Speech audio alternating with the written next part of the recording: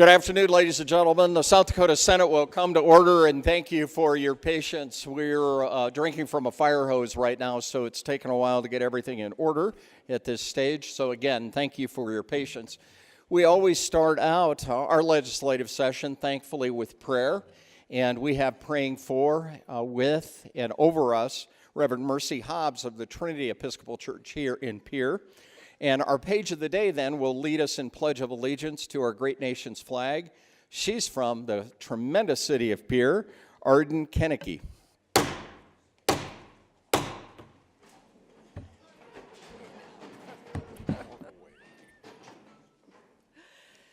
Let us pray. O God of compassion and courage, we thank you for giving all of us gathered here today another day in which to serve you. You have commanded us to love our neighbors as ourselves. We pray, God, that the legislators of our state remember that all people are their neighbors, created by you in your own image, beloved and precious in your eyes. We pray for these men and women that who have been elected, that they honor the promises they have made with grace, compassion, and integrity. Remember those who are in need in the decisions that they make. Above all, God, fill each one of them with your Holy Spirit, that they may be led by your vision and love, placing you first in all that they are and all they do. To your honor and glory, amen. Amen. I pledge allegiance to the flag of the United States of America and to the republic for which it stands, one nation under God, indivisible, with liberty and justice for all. Secretary, call the roll, please. Senator Boland, Kamak, Cronin, Kurd, Ewing, Frerichs, Greenfield, Haverly, Heiner, Jensen, Kennedy, Killer, Klum, Colbeck, Langer, Maher, Monroe, Nelson, Neseba, Netherton, Northstrop, Otten, Partridge, Peters, Rush, Russell, Soul, Solano, Stalzer, Sutton, Tapio, Tiedemann, White, Wick, and Youngberg. We have a quorum, Mr. President. Anybody here? Who's here? Anybody here? Get this monkey off my back. Approval of the journal. Mr. President, the Committee on Legislative Procedure respectfully reports that the Secretary of the Senate has had under consideration the Senate Journal of the 30th day. All errors, typographical or otherwise, are duly marked in the temporary journal for correction, and we hereby move the adoption of the report. Senator Greenfield, Chair. All those in favor signify by saying aye. Those opposed, nay. Motion carried. Well, we're going to pause right now, and I thank all of you for being here. When the rafters are full and we say the Pledge of Allegiance right after the prayer, it's powerful from here, and it resonates that we are indeed one nation under God. I'd like to thank South Dakota Public Broadcasting, those individuals who are watching on live stream. We have a very busy day today. And at this time, I'd like to do some individual introductions on behalf of the Senate. First of all, up in the back there, which would be at my front, is Dr. Van Kulen. Dr. Van Kulen is an emergency room physician at Avera Queen of Peace in Mitchell. He's done this for a couple of years now. He did his medical education in Maine, and we've had him here, thankfully, for a number of years. He has 3 of his helpers. We call them mid-level extender physician assistants that are 7th, 6th, and 5th grade. So they're very smart. They already tested through it. They're, his boys have been running around, but we really thank the doctors every day for taking their time. They donate their time to take care of us, and also their partners then fill in for them. And it's a big mission of the South Dakota Medical Association. And so, Doctor, thank your wife, too. I know you have a large family, and it's great to always see you, but especially the boys. And thank you for taking care of us, sir. Doctor?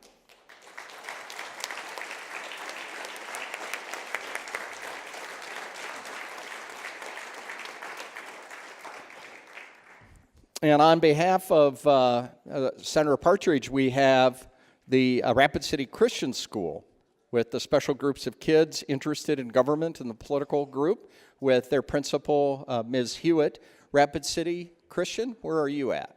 Would you please stand? Good to see you, and thank you, Ms. Hewitt, for bringing them.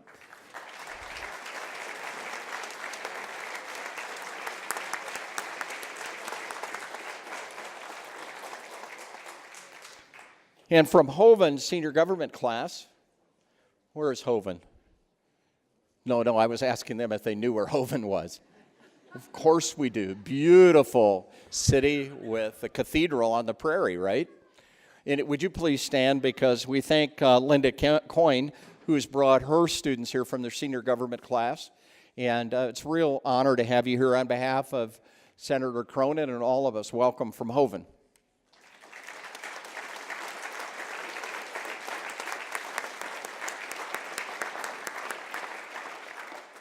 And how about Belle Fourche? Hi, nice to see you. Hi. Now what do you think you should do? How about stand? Oh, it's great to have you here. We have a high school student council. Their advisor is Kelsey D., right? Oh, it is Dvorak. I could do Dvorak. It was somebody messed that up. And Jeanette Burns, the chaperone, right? Thank you, ma'am, for bringing them from the great city of Belle Fourche on behalf of Senator Maher. We have a lot of Belle Fourche people in the governor's office, and you really do create a lot of leaders there. Thank you. So continue to lead. Belle Fourche.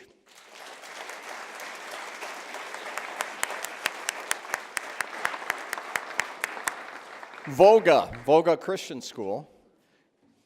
Here you are. You're hiding from me. That's great. What a crew. Senator Wick wants me to introduce you, grades 5 through 8, and Mr. Novak is their instructor. Volga Christian School. We're sure glad, boys and girls, that you were here, and especially that Mr. Novak was kind enough to bring you. Welcome.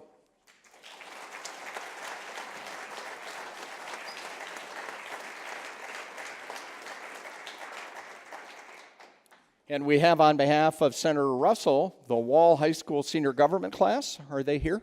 Oh, right. Good to see you. And Mr. Ermish, thank you for bringing your class every year. You're a faithful individual. Wall, welcome.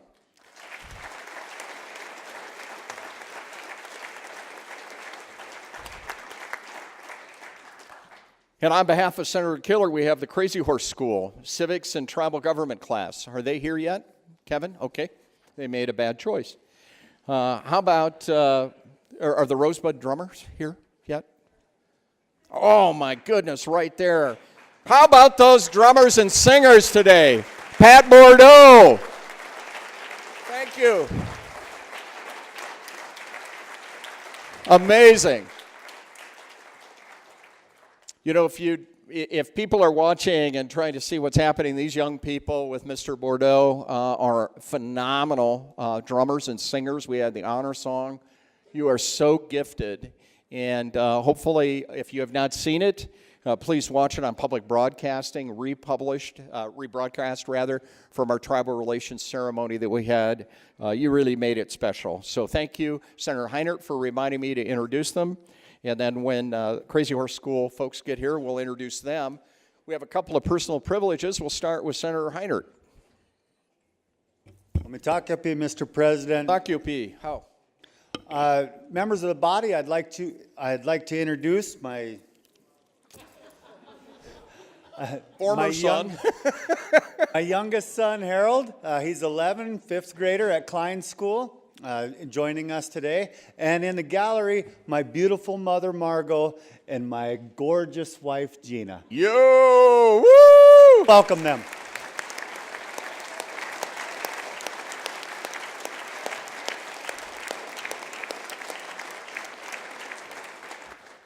I did not have the opportunity, Gina, as you were going through the honor ceremony. There are strong people in this world, and then there are Ginas.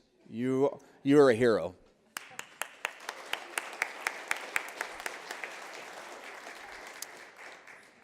Senator Klum. Personal privilege, Mr. President. Yes, sir. Granted. Thank you. I'd like to introduce today my father and mother, Mark and Rebecca Klum, up there. And then behind them is my sister, Anessa, my sister, Mariah, her husband, Eric, and then their two children, Xander and Avery, who is sound asleep. So That thank is you. great. Great to see you.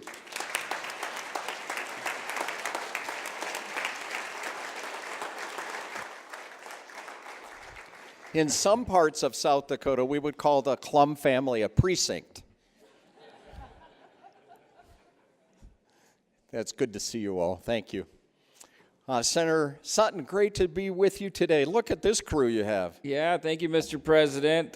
Many of you that, if you remember, were here a couple years ago. I have my nieces, Landry and Arena, and then their mom, Dee, which is my sister, 7 years older than me to the day, believe it or not.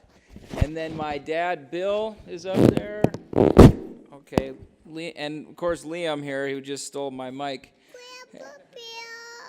And then my mom, Renee, my Aunt Lise, which you met the other day, and then my Grandma Betty, who taught kindergarten in Eagle Butte for almost 50 years.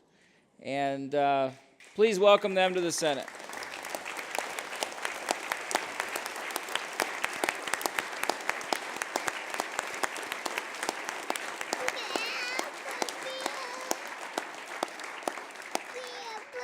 There are very few surprises I get up here, but Renee is hanging on behind that post, and it's just, I'm sending you a big hug.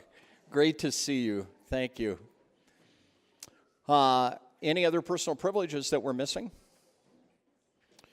Okay, we're going to get on to business here, and for those of you who need to go on, please feel free to do that. We'll be describing what we're doing before we get into some bill action, and I'll describe it then.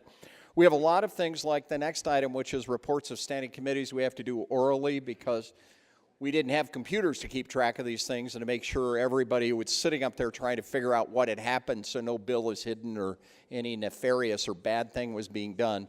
All that's being reported here we have in the computer already, but we need to do it orally. So let's hear what the committees did today. Reports of standing committees, please. Mr. President, the Committee on Transportation has had under consideration House Bill 1258, recommends due pass. Senator Stalzer, Vice Chair. Committee on Local Government had under consideration House Bills 1169, 1234, and 1273, recommending due pass, and House Bill 1132, recommending due pass as amended. Senator Langer, Chair.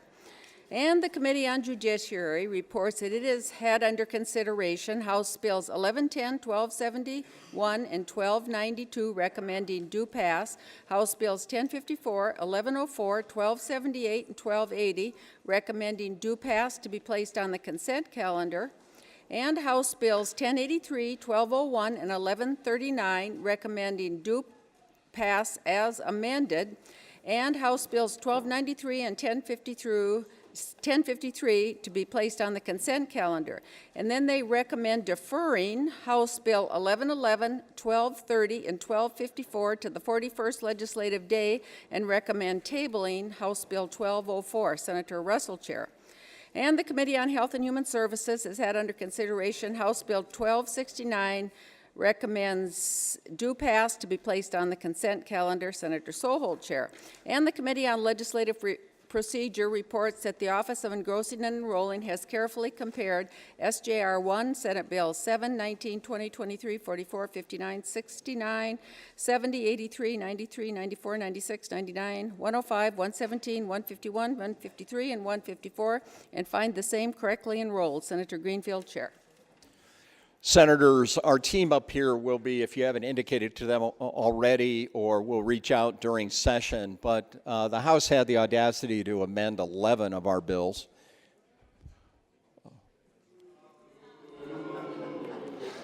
And we need to either see whether or not they made an error or all of that. And so if you're the prime sponsor, if you recall, since we haven't had this many in one day, to try to make tomorrow go more efficiently, we're going to find out. A couple of you have already indicated that you want conference committees on a couple of them. If not, regardless, we're going to try to ascertain that for the majority leader as well as Senator Greenfield for the appointment identification of any conference committees. So please be prepared for that, because the calendar then will go more smoothly tomorrow. Now we have messages, please. Mr. President, I have the honor to transmit Senate Bills 1, 7, 19, 20, 23, 44, 59, 69, 70, 83, 93, 94, 96, 99, 105, 117, 151, 153, and 154, which have passed the House without change. And I have the honor to inform the body that Senate Bill 14 was tabled. And I have the honor to transmit, and here they are, Senate Bills 43, 46, 62, 73, 86, 125, 140, 164, 165, 185, and SCR 16, which have been amended by the House, and your concurrence in the amendments is requested. Sandra J. Zinter, Chief Clerk.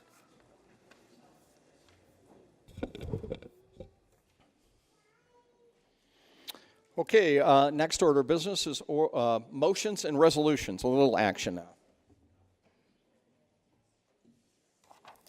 Senator Boland moves that the Senate do concur in House amendments to Senate Bill 89.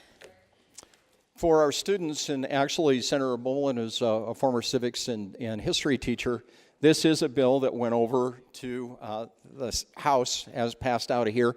Senator Boland's in charge of this bill. They made an amendment, and Senator Boland's asking us to agree in that amendment. Please proceed, sir. Thank you, Mr. President. Very briefly, a very small amendment was added, actually at my request in the House committee. We just added on lines 9 and 10, and without any previous service on the board, just clarifying. I would strongly urge your concurrence in this amendment. Thank you. Thank you. And the word concurrence means agree. So this is a roll call vote because it would be final action on the bill as amended from our perspective. Any further remarks on Senator Boland's motion? Hearing none, the question before the Senate is Senator Boland's motion that you, senators, concur in the House amendments to Senate Bill 89. Those in favor of concurrence, vote aye. Those opposed, nay. Madam Secretary, call the roll, please. Senator Boland? Aye. Kamak? Aye. Cronin? Aye. Kurd? Aye.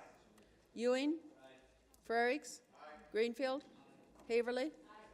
Aye. Heinert? Aye. Jensen? Aye. Kennedy? Aye. Killer? Aye.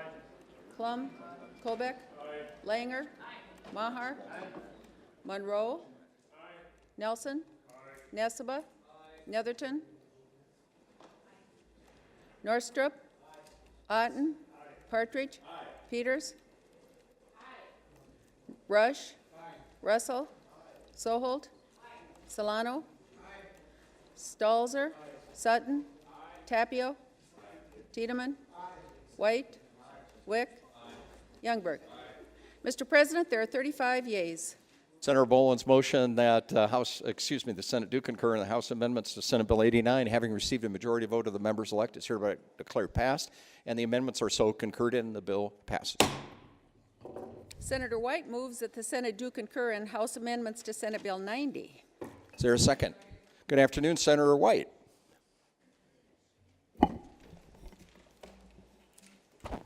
Thank you, Mr. President. This bill, Senate Bill 90, was an act to revise certain provisions regarding the payment of taxes and fees before transferring title of mobile homes or manufactured homes. This was a consensus of county treasurers across the state. They upgraded their regulations and so forth. We brought this bill to the committee. It was actually passed 100% and gone on consent. And as we were discussing and looking at it, we had a senator from the Isabel area say that maybe we should take a look at this because he may have a alteration to expectations. So at this time, I'll let the good senator from that area discuss his part of it. Thank you. Senator Maher, good afternoon, Good sir. afternoon, Mr. President. What we did is when we're transferring manufactured homes up on the reservation counties, these mobile homes will have a tendency to go into what we call exempt status. And so we wanted to hold the counties harmless by doing that. And so we added an amendment on this that will let the counties on reservation, in the reservation counties be able to collect these property taxes on these manufactured homes before they're transferred into an exempt status. And when I say exempt status, if you're a individual on the reservation who's selling a house to a Native American, that trailer house will go into an exempt status where that property tax will no longer be collected. And in order to do this, we needed to put this amendment on the bill to hold the counties harmless. Thank you. Thank you, sir. Well explained. Further remarks? Hearing none, then, the Senate questions before you, Senators, is Senator White's motion to do concur in the House amendments to Senate Bill 90. Those in favor of concurrence will vote aye. Those opposed, nay. Please call the roll, Madam Secretary. Senator Boland? Aye. Kamak? Aye. Cronin? Aye. Kurd? Aye. Ewing? Aye. Frerichs? Aye. Greenfield? Aye. Haverly? Aye. Heinert? Aye. Jensen? Aye. Kennedy? Aye. Killer? Aye. Klum? Aye. Colbeck? Aye. Langer? Aye. Maher? Aye. Monroe? Aye. Nelson? Aye. Nesseba? Aye. Netherton? Aye. Northrup? Otten, Partridge, Peters, Rush, Russell, Soholt, Solano, Stalzer, Sutton, Tapio, Tiedemann, White, Wick, Youngberg. Mr. President, there are 35 yeas. Senator White's motion that the Senate do concur to House amendments to Senate Bill 90, having received a majority vote of the members elected, is hereby declared passed. The amendments are concurred in, and the bill does pass. Senator Boland moves that the Senate do concur in House amendments to Senate Bill 80. Senator Boland, welcome back, sir. Thank you. Same song, second verse, same little phrase, and without any previous service on the board, added in lines 7 and 8. I again strongly urge your concurrence. Board of Regents fully supports this. Thank you. Thank you, sir. Further remarks? Hearing none, the question before the Senate is Senator Boland's motion that the Senate do concur in House amendments to Senate Bill 80. Those in favor of concurrence vote aye. Those opposed, nay. Please call the roll, Madam Secretary. Senator Boland. Aye. Kamak. Aye. Cronin. Aye. Kurd. Aye. Ewing. Aye. Frerichs. Aye. Greenfield. Aye. Haverly. Aye. Heinert. Aye. Jensen. Aye. Kennedy. Aye. Killer. Aye. Klum. Colbeck? Aye. Langer? Aye. Maher? Aye. Monroe? Aye. Nelson? Aye. Nesseba? Aye. Netherton? Aye. Northrup? No. Otten? Aye. Partridge? No. Peters? Aye. Rush? Aye. Russell? Aye. Soholt? Aye. Solano? Aye. Stalzer? Aye. Sutton? Tapio? Aye. Tiedemann? Aye. White? Aye. Wick? Aye. Youngberg.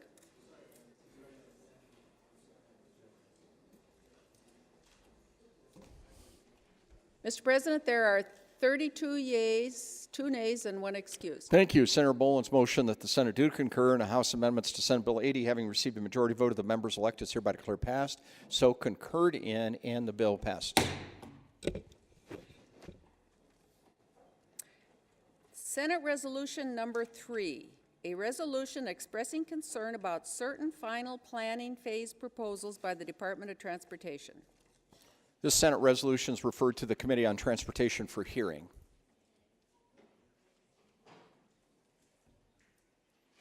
Please proceed. Senator Kurd moves that House Bill 1058 be deferred till Thursday, March 1st, the 32nd legislative day. All those in favor of deferral signify by saying aye. Those opposed, nay. Motion carried. It is so deferred. Senator Kurd moves that when we adjourn today, we adjourn to convene at 1 p.m. on Thursday, March 1st, the 32nd legislative day. All those in favor signify by saying aye. Those opposed, nay. Motion carried. Consideration of reports of committees. Senator Kurd moves that the report of the Standing Committee on Education on House Bill 1155 be adopted. All those in favor of adoption signify by saying aye. Those opposed, nay. Motion carried. Our next order of business, Senator Rush is going to make a motion relative to a bill that he'll talk a little about. Let me explain what's going on. What happens in committees is a bill either passes or fails. If it fails, it cannot come down for consideration unless ordered to get down here. So Senator Rush has made that order request, which was supported by 12 senators. Now what he's going to do is the second step, and that is to see if a majority of the senators would debate it. So it's not a debate on the merits of the bill. It's, strangely enough, a debate on whether or not we're going to calendar it to debate. And so his comments will be to whether or not we should debate it. Don't interpret people voting to have something debated meaning they're for it, or something that might be against. Please proceed. Senator Rush moves that House Bill 1123 be placed on the calendar of Thursday, March 1st, the 32nd legislative day. Comments? Senator Rush, good afternoon, sir.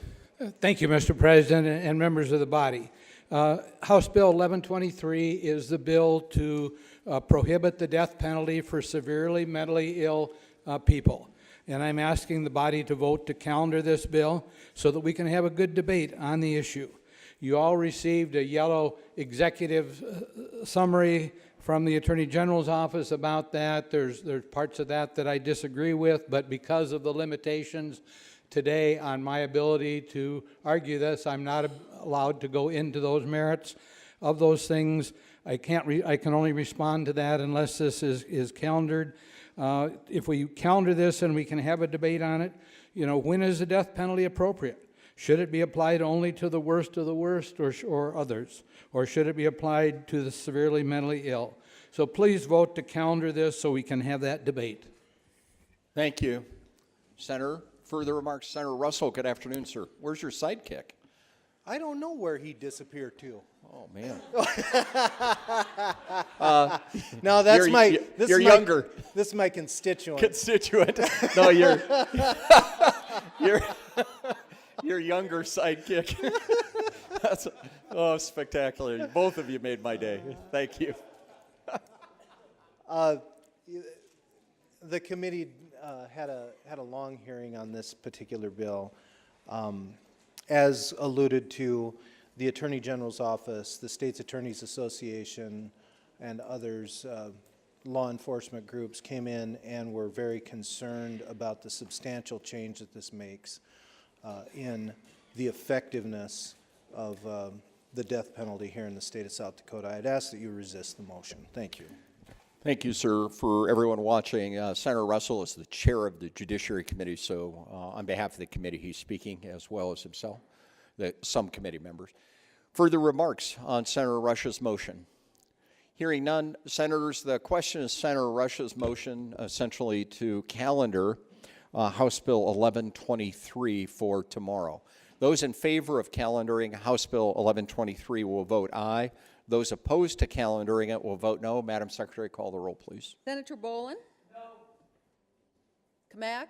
Aye. Cronin? No. Kurd? No. Ewing? No. Frerichs? Aye. Greenfield? No. Haverly? No. Heinert? Aye. Jensen? No. Kennedy? Aye. Killer? Klum? No. Kolbeck? No. Langer? No. Maher? No. Monroe? No. Nelson? Nay. Nessebar? Aye. Netherton? No. Northrup? No. Otten? No. Partridge? No. Peters? No. Rush? Aye. Russell? No. Soholt? No. Solano? Stalzer? No. Sutton? Aye. Tapio? No. Tiedemann? Aye. White? Aye. Wick? No. Youngberg? No. Mr. President, there are 11 yeas and 24 nays. Senator Rush's motion that House Bill 1123 be placed on today's calendar tomorrow's calendar having failed to receive a majority vote of the members elect is hereby declared lost, as is Terry's phone, which happens to be up there somewhere in the gallery. Was it right over there? I'm not going to identify who Terry is or who Terry's phone is, but my hearing is really good. Don't look up at him. Thanks. Sergeant Major, always fun. Please proceed now. We have our consent calendar. We have a number of bills that passed out of committee unanimously, and they are put on a calendar where there's no debate. Questions may be asked, but it's efficiency for bills that really are non-controversial.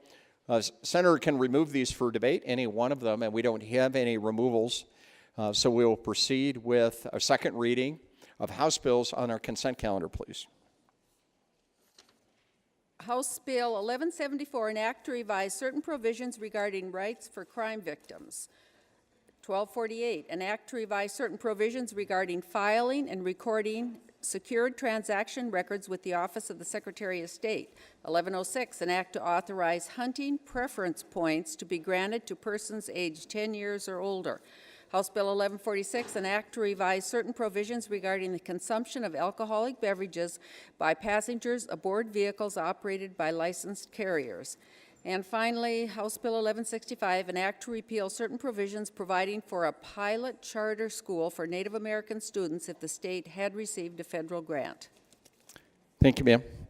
House Bills 1174, 1248, 1106, 1146, 1165, and 1221, having received a second reading, are up for consideration and final passage. Are there any questions, senators, on any of these bills? Hearing none, the question before the Senate's final passage of House Bills 1174, 1248, 1106, 1146, 1165, and 1221. Those in favor will vote aye. Those opposed, nay. Madam Secretary, call the roll. Senator Boland. Aye. Kamak. Aye. Cronin. Aye. Kurd. Aye. Ewing. Aye. Frerichs. Aye. Greenfield. Aye. Haverly. Aye. Heinert. Aye. Jensen. Aye. Kennedy. Aye. Killer. Aye. Klum. Aye. Kolbeck. Aye. Langer. Aye. Maher. Aye. Monroe. Aye. Nelson. Aye. Nessebar. Aye.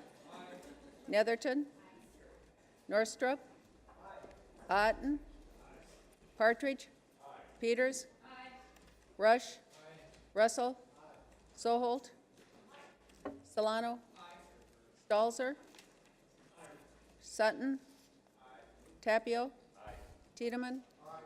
White. Aye. Wick. Aye. Youngberg. Aye. Mr. President, there are 35 yeas. House Bill 1174, 1248, 1106, 1146, 1165, and 1221, having received a majority vote of the members-elect, are all hereby declared passed. Any title questions? I'll approve the titles then. Okay. We are now on to our debate calendar. And it's unusual that we have Senate bills, but there's a special rule for those that are appropriation bills that we would still deal with in this last week and a half. And so we will proceed with Senate Bill 183. Senate Bill 183, an act to authorize the Board of Regents to contract for the construction of a precision agriculture classroom and laboratory building and renovation of the first and second floors of Berg Agricultural Hall at South Dakota State University, and to make an appropriation therefore. Senate Bill 183, having received a second reading, is up for consideration and final passage. Senator Kamak, good afternoon, sir. Good afternoon, Mr. President, members of the Senate. I urge your support on Senate Bill 183. This bill provides for the construction of a precision ag classroom and laboratory. This will reinforce SDSU's first in the nation precision ag degree. This facility will provide a platform for public and private entities to continue to financially support these endeavors. These are cutting edge and innovative measures and research that is very important to both this country and the world. It is the responsibility of ag to feed the world. And by 2050, the ag community will be required to double their production to feed a hungry world. Precision ag will enable them to accomplish this goal in a sustainable way. At the same time, reducing the requirement of additional water, land, pesticides, herbicides, and fertilizer to produce that same serving of food, while improving air and water quality along the way. This project has broad-based support, including no less than 15 farm organizations and major cooperatives. And importantly, several conservation groups, including Pheasants Forever, Ducks Unlimited, Quails Forever. We're still working on the revenue and finance package for this proposal, but to date, the original proposal was a $70 million project. SDSU made some internal cuts of $15 million, and we have proposed, the group that's been working on this has proposed another $9 million cut, which leaves us at a $46 million project. To date, there's been $16.6 million of contribution from private entities towards this project. The other sources that we are looking at will be fleshed out a little more later to provide for revenue for the bonding of this project. I would ask your support. Senator Curd. Thank you, Mr. President. Well, this cake still needs a little time to bake, if you would allow me to use a euphemism. And for that, I think we will probably consider a motion to defer Senate Bill 183 until Monday, March 5th, the 33rd legislative day, should someone be so inclined to make that motion.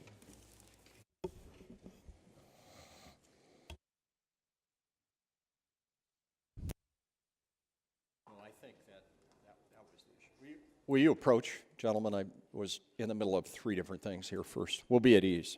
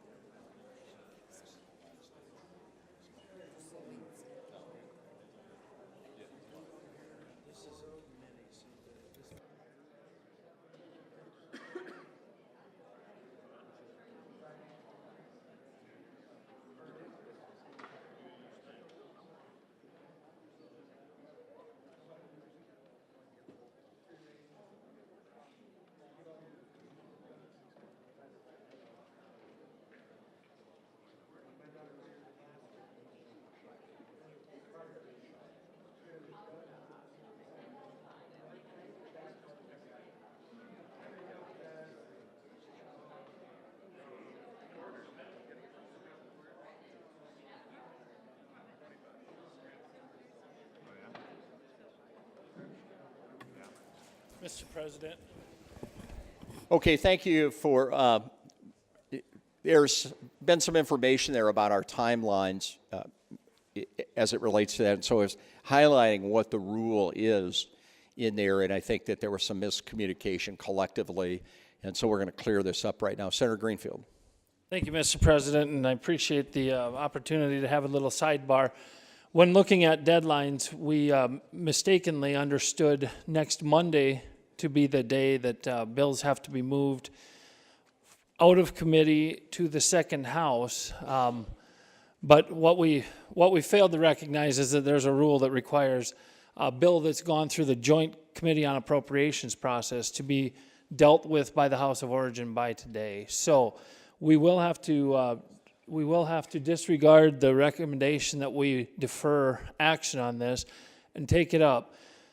The one thing I would offer is that with the $1 appropriation in the bill, we will undoubtedly see this again because we can't do the project for $1. So we know it'll come back for concurrence or to not concur and appoint a conference committee.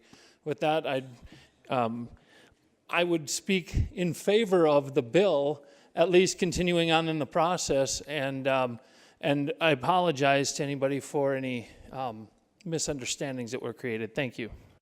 No worries, we're a team, so we've got it rectified. And are there any questions? Any further remarks, Senator Kamak? Okay. Senator Frerichs, yes. Thank you, Mr. President. Sorry we're getting distracted a little bit off and on here, but I just would ask the body's support for Senate Bill 183 here. It's something that obviously has been a work in progress the entire session, but also it's something that President Barry Dunn and his team have worked diligently on this issue to bring everyone together. So I ask for your support for the bill, and it's something that we all know we're going to be a part of this discussion throughout the rest of this legislative session. So please vote for SB 183. Thank you. Okay, now remain standing. Okay, so Dad can get another picture. Here you go. Come on. No, come on, look up there. He was a rep. They're proud of you. Look up there. Turn red. Okay, zoom in on him. Look at, I can do it too, just a second.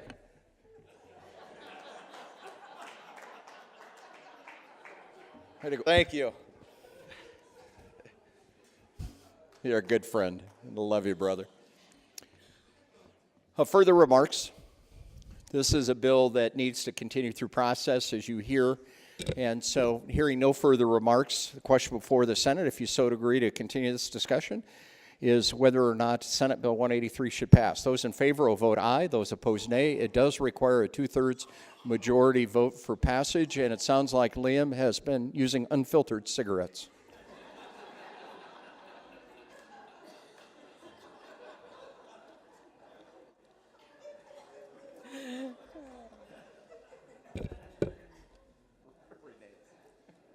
Secretary, call the roll. Senator Bolin. Kamak. Cronin. Kurd. Ewing. Frerichs. Greenfield. Haverly. Heinert. Jensen. Kennedy. Killer. Klum. Kolbeck. Langer. Maher. Monroe. Nelson. Nessebar. Netherton. Norstrup. Otten. Partridge. Peters. Rush. Russell. Soholt. Solano. Stalzer. Sutton. Tapio. Tiedemann. White. Wick. Youngberg. Peters. Soholt. Mr. President, there are 27 yeas and 8 nays. Senate Bill 183, having received a 2/3 majority vote, members elect is hereby declared passed. Any title questions? I'll approve the title then. Thank you. Thanks for your help, Boots. Senate Bill 91, an act to authorize the Department of Veterans Affairs to provide for the design, construction, and equipping of a state veteran cemetery in Sioux Falls, to create a veteran cemetery fund, to make an appropriation therefore, and to declare an emergency. Thank you. Senate Bill 91, having received second reading, is up for consideration and final passage. Senator Bluesuiter Stalzer, good afternoon. Go Air Force. Thank you, Mr. President. 20 years. Some of the veterans sitting up here have been working on this project for 20 years to get a cemetery in the eastern part of South Dakota. Currently, for a veteran to be buried in a veteran cemetery, they either have, if they're from the eastern part of South Dakota, they have to be buried either in Sturgis or Fort Snelling up in Minneapolis area. In 2016, a task force was formed to see how we could get this accomplished. And The veterans have worked diligently for the last 2 years to accomplish this. First of all, they got the city of Sioux Falls to commit to donating a minimum of 40 acres of land that is suitable for a cemetery to be picked out of 280 acres that the city owns. It's approximately a half a mile north and a half a mile east of the intersection of I-90 and I-229. The exact location will be determined by the surveying and so on that is done in the initial phase of the project. They want to give us the land that works the best for the project. And one of the sections of the bill authorizes the South Dakota Department of Veterans Affairs to accept that donation. We need to make a preliminary application before July 1st of this year for it to be able to be on next year's projects. So that's one of the reasons for the emergency clause. The other is the fact that it appropriates money, which also will require a 2/3 vote. So we'll need that for both situations. Once we make the application, normally the National Cemetery Group will make or announce their priorities in September of 2018. We've been told that if we apply, we should be in the top 5 projects for the next year, which gives us an extremely good chance of this being funded. Once we're on the priority list, we need to put up $600,000 or 10% of the $6 million estimated cost of the project. That money will then be used for surveying and design work. Once we find that we have suitable land and an accepted plan, we will be eligible then to receive the grant. The $600,000 that we put up at that point shall return to the South Dakota Treasury, and per the bill, it will be put in the ongoing operations fund for the cemetery. And at that point, then the Department of Veterans Affairs is authorized to begin construction of the cemetery. During the construction phase, they will prepare 13 acres of the 40 plus, which includes digging graves, inserting vaults, and then they will put 8 inches of pea gravel over the grave, and then 4 inches of black dirt, and then sod. So when there is a burial, all they have to do is open the top foot. They don't have to dig a full grave. In this area, there will be 2,068 burial plots. The grant also includes all equipment that will be needed initially to operate the cemetery. In other words, it will include the backhoe, it will include the lawnmowers, and all of those item maintenance buildings, a building for services and so on at the burial sites. The ones that will be eligible to be buried here will be veterans, their spouses, and their minor children. The federal government will pay us $762 for every veteran burial. The family or their estate will be charged the same $762 for a minor child or for a spouse. And the way that works is whichever is buried first will go on the bottom, and then the casket for the second will go on top of it within the same plot. The headstone will be engraved with the military member on one side and the spouse on the other.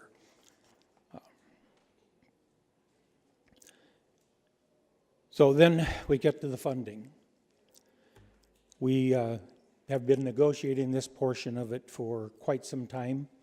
We had a meeting Monday morning where we had 3 members of the House Appropriations Committee, 3 members of the Senate Appropriations Committee, 2 members of the Veterans Council, the House Prime Sponsor, myself, and members of the BFM came together and hashed out the funding for the project. The $600,000 initially will come first from $450,000 of one-time money from this year's budget. The remaining $150,000 will come from an appropriation out of the 2019 budget. And then again, when that money is refunded, it will go into the operating fund. In addition, the Veterans Council has agreed to create a community fund to assist with the ongoing operating costs. The goal that was agreed to is the veterans will have a goal of raising at least $3 million by July 1 of 2023.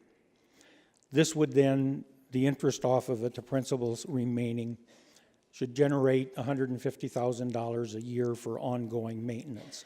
That, along with an ongoing appropriation from the legislature, should cover the projected costs by both the veterans and BFM's numbers. The fund will not be limited to $3 million. They will continue to try to raise money beyond that point so that hopefully at some point the entire cost of the ongoing operations will come from this fund. So I'd like to thank everyone who's been involved in these negotiations to get us where we are today. The Veterans Council, Joint Appropriations, Sioux Falls City Council, BFM, and the 34 co-sponsors within this body. And since most of the work will be done by the next administration, I also would like to thank Attorney General Marty Jackley, Representative Kristi Noem, and Senator Billy Sutton for providing letters of support on this project and encouraging us to continue. Thank you for your attention. I would ask you to continue showing your support with an aye vote. Thank you. Thank you, Senator Stalzer. Further remarks? Senator Nelson. Thank you, Mr. President. My first dealings with this issue was when I first got up here in 2011, 2012. It was a consistent request from veterans groups across South Dakota, and it was a very reasonable and appropriate request to show the respect to those that have gone before us, those that allow us to be here in this beautiful building, those that prevented this nation from being devastated from our enemies from without. Well, I share a lineage of those noble veterans that have served this great state. I can rise with clean conscience to advocate for this bill because my end resting place will be in Graceland Cemetery in Fulton. And that's because that's the epicenter of my service to my nation. But I rise in support of my fellow veterans to have an honorable resting place in eastern South Dakota, the place that was their home, that they went off to foreign lands and foreign places and risked their lives. We owe it to them. This is a bill that is long past due. But not only important that we owe them this debt of gratitude, this simple debt of gratitude, but we owe it to the current generation that is in every clime and place. And on the 7 C's, making sure that we have the safety and the security of meeting here today. And let there be no mistake. What we enjoy here today does not come from the fountain pen of a politician or of a bureaucrat, but at the sweat of fear and work from the young service members that are currently serving in the trenches of the battlements of freedom. I ask of you to show this proper deference of respect to those who have seized freedom from the grasp of tyranny.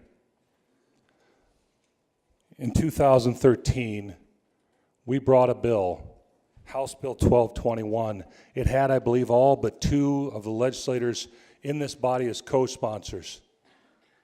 And that bill was defeated because they said it wasn't time, and it was opposed by the second floor. And the opposition was, it wasn't time.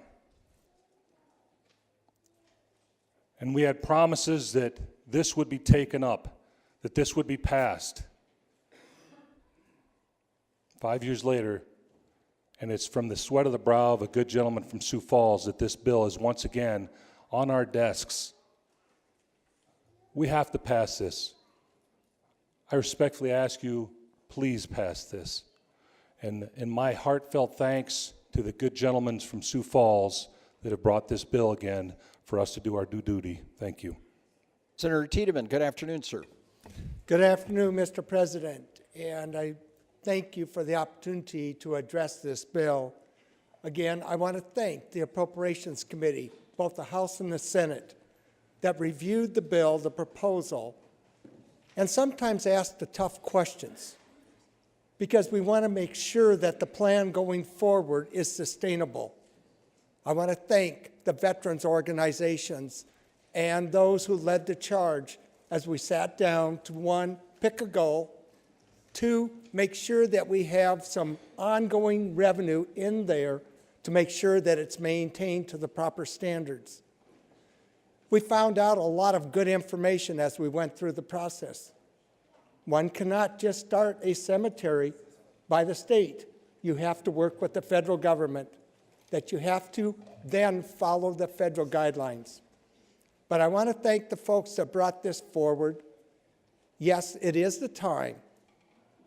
And sometimes it takes the right moment to bring it to fruition. So, although my veterans, my father, my grandfather, will not be buried there because they're already buried in one in Sioux Falls and one in Pioneer Cemetery. But I think that this offers an opportunity for those in eastern South Dakota to take advantage of this situation. I want to thank the city of Sioux Falls, Minnehaha County, where I pay taxes, to also take and put this land available for the cemetery. But again, thank you very much. And I know that there were some struggles through, but don't watch sausage being made. Just look at the end product and let's enjoy it. Thank you. Thank you. Senator Killer, Motakupi. Doc Hoopy and members of the body, you know, I also serve on the Military and Veterans Affairs Committee as the minority party, and I just want to encourage passage of this bill as well, especially, you know, with the, as was spoken to earlier about the lineage of our families. You know, my father first served in the U.S. Army, his dad served in the U.S. Army, his brother served in the U.S. Army and was killed in Germany. You know, and my mom's side, my mom's dad served in the U.S. Army, her brother served in the U.S. Army, and I should have gone down that route as well, but unfortunately I didn't. But I guess I kind of consider this public service, you know, but it's just that history and all that. And my dad's actually buried in Sturgis, you know, and I think, you know, that's one of the things that, you know, we take for granted is where, you know, where we're going to, you know, have our final resting place. And I think being able to give veterans their due rights, you know, of where they want to be buried, where they want to be at, and all that. And that was really compelling testimony we had from our service members in committee. And actually, one of the members on the House side, his family actually they couldn't afford to come all the way to Sturgis to do this. You know, you know, I think the mom had to stay back or something like that, and you know, the rest of the family had to actually go to Sturgis and have the dad buried, but the mom couldn't afford it. So it was, you know, it was a good ruling. This is a really good gesture.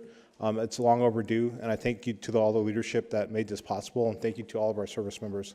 And, you know, on behalf of, I guess, our minority party, I support this. Thank you, Pilamia. Further remarks? Senator Greenfield. Mr. President, thank you. I appreciate the opportunity to speak, and this isn't about me, but I just wanted to make note of the veterans groups that all came together and rallied around this as the one issue that they were going to focus on this year. And this seemingly moment of unity on the floor is a testament to their efforts, and I think that they're the ones who deserve the real credit. Certainly there have been tremendous efforts undertaken during session, but if not for them deciding to get behind it back in the summer and fall, we probably wouldn't be at this point right now. So to everybody who's been involved, from the administration to the legislators to the appropriators, my hat's off to you, but certainly to those individuals who came together and formed a united front. That's where the real credit is, and I would encourage your support on their behalf. Thank you. Thank you. Further remarks? Senator Stalzer, do you wish to give a closing?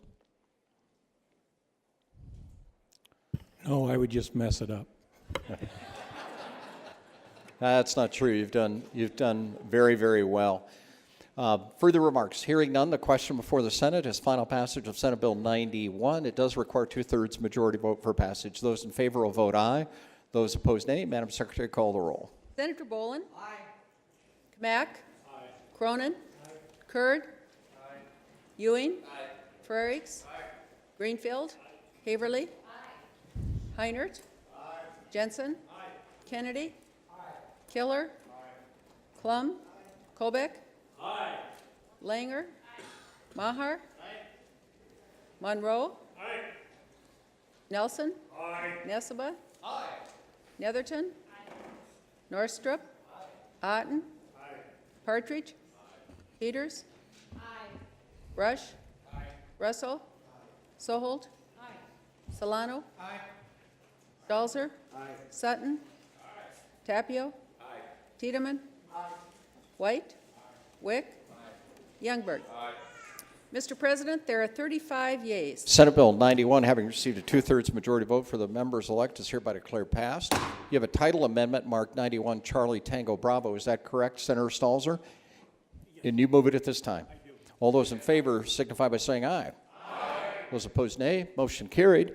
We're going to pause for a bit here, and let me take my own privilege, since I have the gavel, and thank the leadership of the Veterans Council. Would the Veterans Council leadership please stand? Now everybody.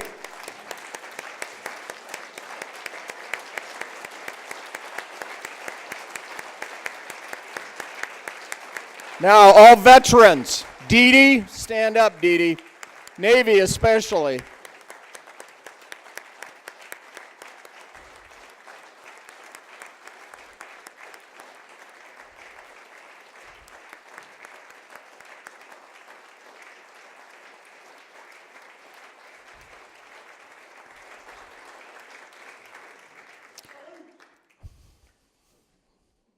Two. It's a great privilege working with you all, and at this point in time, Colonel, would you bring your family and over to the middle here?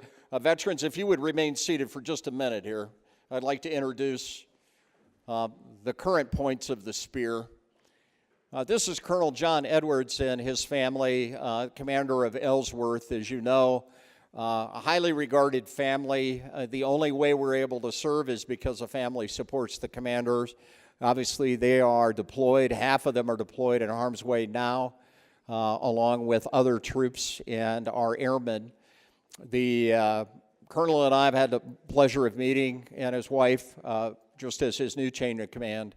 But I do know, and a couple of weeks ago, talking to Secretary Wilson, she's not only impressed by you, but the people of this state, and obviously by her decision and their decision about future basing opportunities. But none of that matters. None of that matters, just like these bills that we pass, matters not unless we have you at the point of the spear keeping us safe. So Mrs. Edwards and the families, you're doing the hard work, I know, and we really appreciate you being South Dakotans and in South Dakota. And so, Colonel, thank you for your leadership, and thank you for your beautiful family and becoming South Dakotans.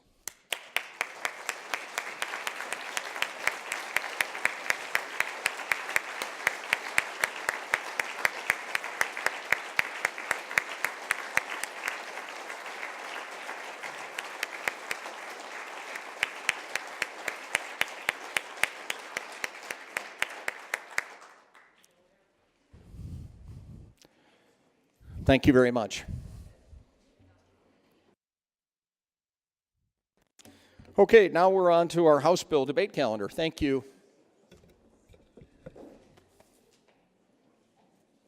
House Bill 1161, an act to revise certain references to the International Building Code. Is there an amendment to this? 1161. Is there an amendment, Joe? On 1161. We'll wait until the gallery clears, Senator. For some reason, I thought there might be. Okay, thank you very much. House Bill 1161 has received a second reading. It's up for debate and final passage. Senator Langer, thank you. Good to see you. Oh, well, good to see you, Mr. President. Members of the body, this is just a really simple bill. Actually, it was supposed to be pretty simple. It was on consent in the House as well. It's about our Uniform Building Code. It provides a standard base of reference for builders and contractors to ensure a building that is sold to a new owner meets decent standards. These are life, health, and safety codes. No city or county has to adopt any building codes, and if they do, they can amend to any extent they want. This bill lets them use most recent version of this base, updated about every 3 years. If this bill doesn't pass, an entity could look at the differences between the 2015 code, which we now operate under, and the 2018 update, and amend their 2015 code to take in anything they wanted from the 2018 code. This bill just lets them start from a newer base. The contractors and home builders have been aware and watching this bill all session and are not opposed to it, so I'd appreciate your support. Thank you so much. Further remarks? Senator Northrup. Thank you, Mr. President. The previous speaker is absolutely right. This is a simple bill. We've got an industry standard in the building code, the commercial building code, officially called the International Building Code. And basically, we currently have the 2015 version. If this bill was to pass, the South Dakota standard would become 2018. That doesn't mean everybody has to adopt it. That just means that's what the standard is. And so today, I am standing to ask you for a no vote, because I would prefer we do not adopt the 2018 version, and I'll tell you why. I'll give you some background on that. First, let me give you a little bit about building codes. As a small businessman, I've built some buildings, and I've spent extra money to meet building code and got nothing in exchange for it. I don't mind spending money to get a better building, a safer building, a more energy efficient building, but when you spend extra money and get nothing, that's painful. The two examples, and I won't give you all the details, and the president would, or somebody would call point of order if I held up some of the props that I've got here, so I won't do that. But one of the props that I've got, if anybody wants to stop by at my desk, I've got a picture on my cell phone. I've got a door in Sioux Falls, and on the door, above the door, it says exit. And that sign is required by the fire code to be up there, exit. On the door is another sign that says no exit. That sign is required by the building codes to be there. Above the door, exit. On the door, no exit. If I take down either sign, I'm in violation. That's one example of a building code gone amok. And I can show you the picture, and I can tell you the longer story later. That particular issue took 4 months to resolve, and many trips down to and meeting with City Hall to try to resolve that issue. Another issue cost me $15,000 with a fire hydrant that I paid for that got me nothing. The fire hydrant wasn't needed, will never be used, but it allowed me to meet code, so I bought the fire hydrant. So here's where I'm going with this. Many of you, if you think back as to which version of Windows you're running, some of you are running version 7. Some of you are running version 10. Nobody in here is running version 8 and version 9. There's a reason for that. They were terrible. And so I'm going to take you back to when everybody was running version 7. And version 8 came out. And some brave souls adopted the new version. And within 6 months, 9 months, 3 months, the magazines were saying, do not adopt version 8 of Windows. It's a bad idea. And then that passed, and pretty soon Microsoft came out with version 9. And they told us, this is better. And a few brave souls rushed into version 9. And very shortly afterwards, everybody said, it doesn't work. It's worse than the first version. So every now and then, companies will promise you the new version is better. And it's not. If you look at this book, it says 2018 on it. I don't know when it was published. But let's assume it was published in the last few months.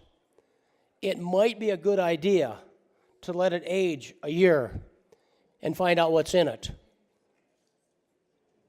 I'm going to ask for a no vote. Give this a year to find out what's in it. If you understand what's in this book, and if you understand the difference between 15 and 18 and you think those are good changes, vote yes. If you don't understand the difference between 15 and 18, vote no. I would ask for a no vote. Thank you. Thank you, Senator Northrup. Senator Klum. Thank you. Thank you, Mr. President. Just a clarifying point to the good senator from Aberdeen, there was no Windows 9. It went from Windows 8, 8.1 to Windows 10. Vote no. Thank you. Ooh, we got that cleared up. Phew. Thank goodness. Were the Russians involved in that? Senator Ewing, are you going to talk about Windows or Windows? I'm not sure yet. I wasn't going to stand up. Okay, nice to hear from you. Next speaker. Just a few Yes, sir. things. Please. I too have been through struggles of meeting codes in doing projects, and I was one of the people that voted in committee to pass this without even giving it a lot of thought. And my good seatmate did bring a few things to light, and I've thought about it, and I've done a little bit of research, and it would probably take a person a better part of 6 months of his life studying it thoroughly to understand everything that's in there. And that's a one-size-fits-all international, just like it says. So sometimes a practice in California or Florida isn't necessarily going to be the best practice for us in South Dakota as far as when it comes to structures and buildings. So I'll be opposing this bill as well. Thank you. Further remarks? Senator Solano. Thank you, Mr. President. Well, I had no intentions of standing on this bill either, but I do want to bring the body's attention to what this code actually says, is that if the governing body of any local unit of government adopts an ordinance prescribing standards for new construction, ordinance shall comply with now the 2018, if this passes, addition to the IBC.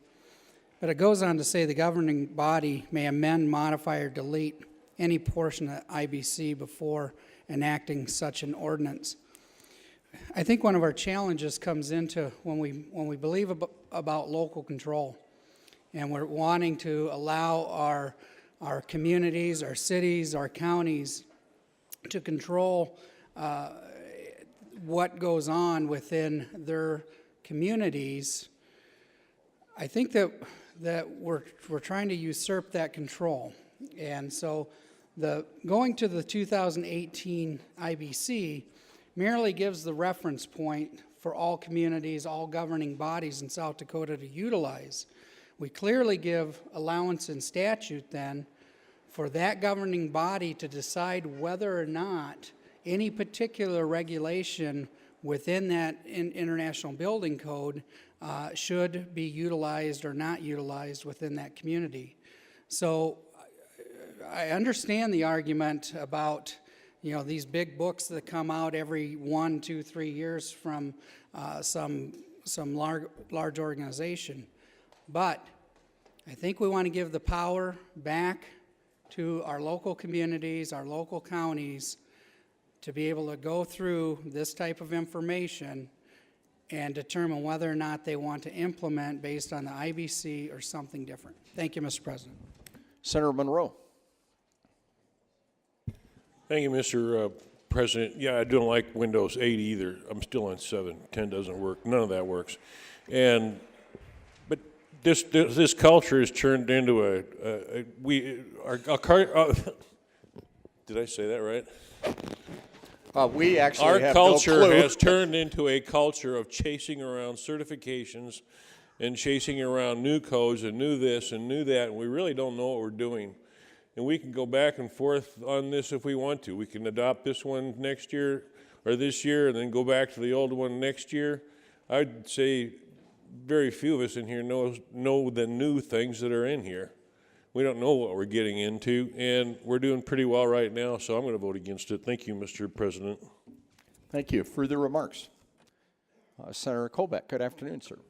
Good afternoon, Mr. President. Thank you. Members of the body, I'm going to be a no vote on this as well because I really don't think a book that size would bring back the life of that young gentleman that died in the collapse of the Copper Lounge building in Sioux Falls, South Dakota. Thank you. Senator Otten. Well, I might as well join the party too. If you think back 100 years ago, well, 130 years ago, when actually the houses were put up on the plains, in order to lock down that plate, they just took a 16-penny nail, set it upright, slapped the plate on top, and away we built.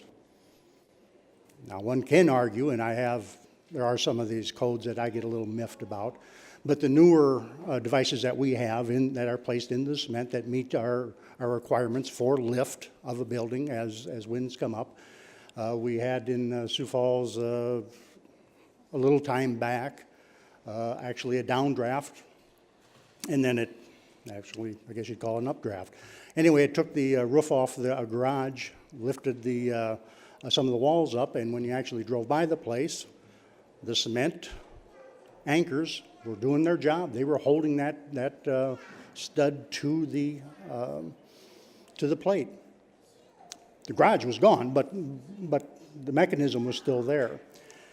I say that there are codes that when somebody comes in and they ask a question and I look at a blueprint and whatnot, and they call for something, there's a reason for that. A couple years back, walked into a place and they needed a specialty hanger to hang a beam across. The hanger was just shy of $300, so it's $600. One of the guys popped up and said, I can weld that. I said, yes, you can. Here's the specs for it if you wish to weld it. They were all happy because they figured they could do it for about 50 bucks. I said, are you willing to accept the liability? And with that, they decided to go ahead and order the thing.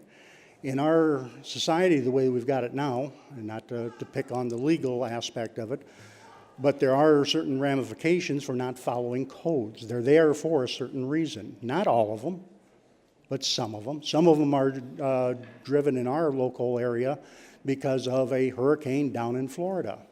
Insurance companies now, because if they got to pay out so much, they want some assurance that their investment, if you will be protected. That's where we come in with some of these code requirements. If you look at windows themselves, you can have a variety of different windows and going all the way up into the higher glass end where we get into the hurricane glass. The code book will tell us what to do. If we have a wrapped building that is totally wrapped, energy efficient, it is tight, well, now you've got mold problems, so you need an air exchanger. All these things are based within the code book, and it gives us a general parameter on where you want to go. Do I, especially when I put an addition on my house, did I like to have to, by golly, I had to put tape around my window to actually seal it because that's what our codes say in Sioux Falls. Well, in all the years that I've built homes, I never had a problem with a window leaking because I knew how to caulk, which goes now into workforce development. We don't have a lot of good caulkers anymore. So I said all that to say this, I don't see any demons in this. It's just a code book. You either adopt or you don't adopt. You go down, and you yell at your building inspector, and if you got a good one, he'll listen. If you got a bad one, well, now we're in another conversation. So I will vote for this. It's just a code book. Does anybody wish to speak before Senator Langer gives her closing? That's kind of a hint. Senator Langer. Thank you, Mr. President. And I would just echo what the good senator from Lincoln County said. This is permissive. This is a local government, free market control. So it just gives the counties and the cities the ability to adopt and go by the 2018 codes if they should so choose. I would appreciate your yes vote on this. Thank you. Further remarks? Hearing no further remarks, the question before the Senate's final passage of House Bill 1161. Those in favor will vote aye. Those opposed, nay. Madam Secretary, call the roll. Senator Bolin? Kamak? Cronin? Kurd? Ewing? Frerichs? Greenfield? Haverly? Heinert? Jensen? Kennedy? Killer? Klum? Kolbeck? Langer? Maher? Monroe? Nelson? Nesseba? Netherton? Northstrop? Otten? Partridge? Peters? Rush? Russell? Soholt? Solano? Stalzer? Sutton? Tapio? Tiedemann? White? Wick? Youngberg? Greenfield?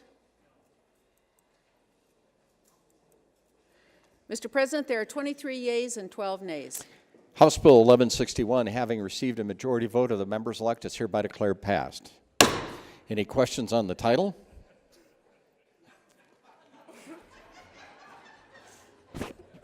I must approve the title. That was amazing.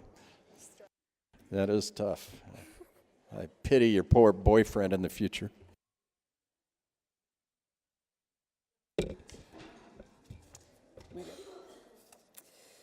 House Bill 1081, an act to repeal the sunset clause regarding the recreational use of non-meandered water. House Bill 1081, having received second reading, is up for consideration and final passage. Senator Kamak, welcome back, sir. Thank you, Mr. President. Mr. President and members of the Senate, I bring before you House Bill 1081. This is a House version of Senate Bill 24 that we passed out of the House earlier this session. The difference is that the House version removes the sunset provision. The legislation that we passed earlier this summer is far from perfect, almost like every bill that we pass through here.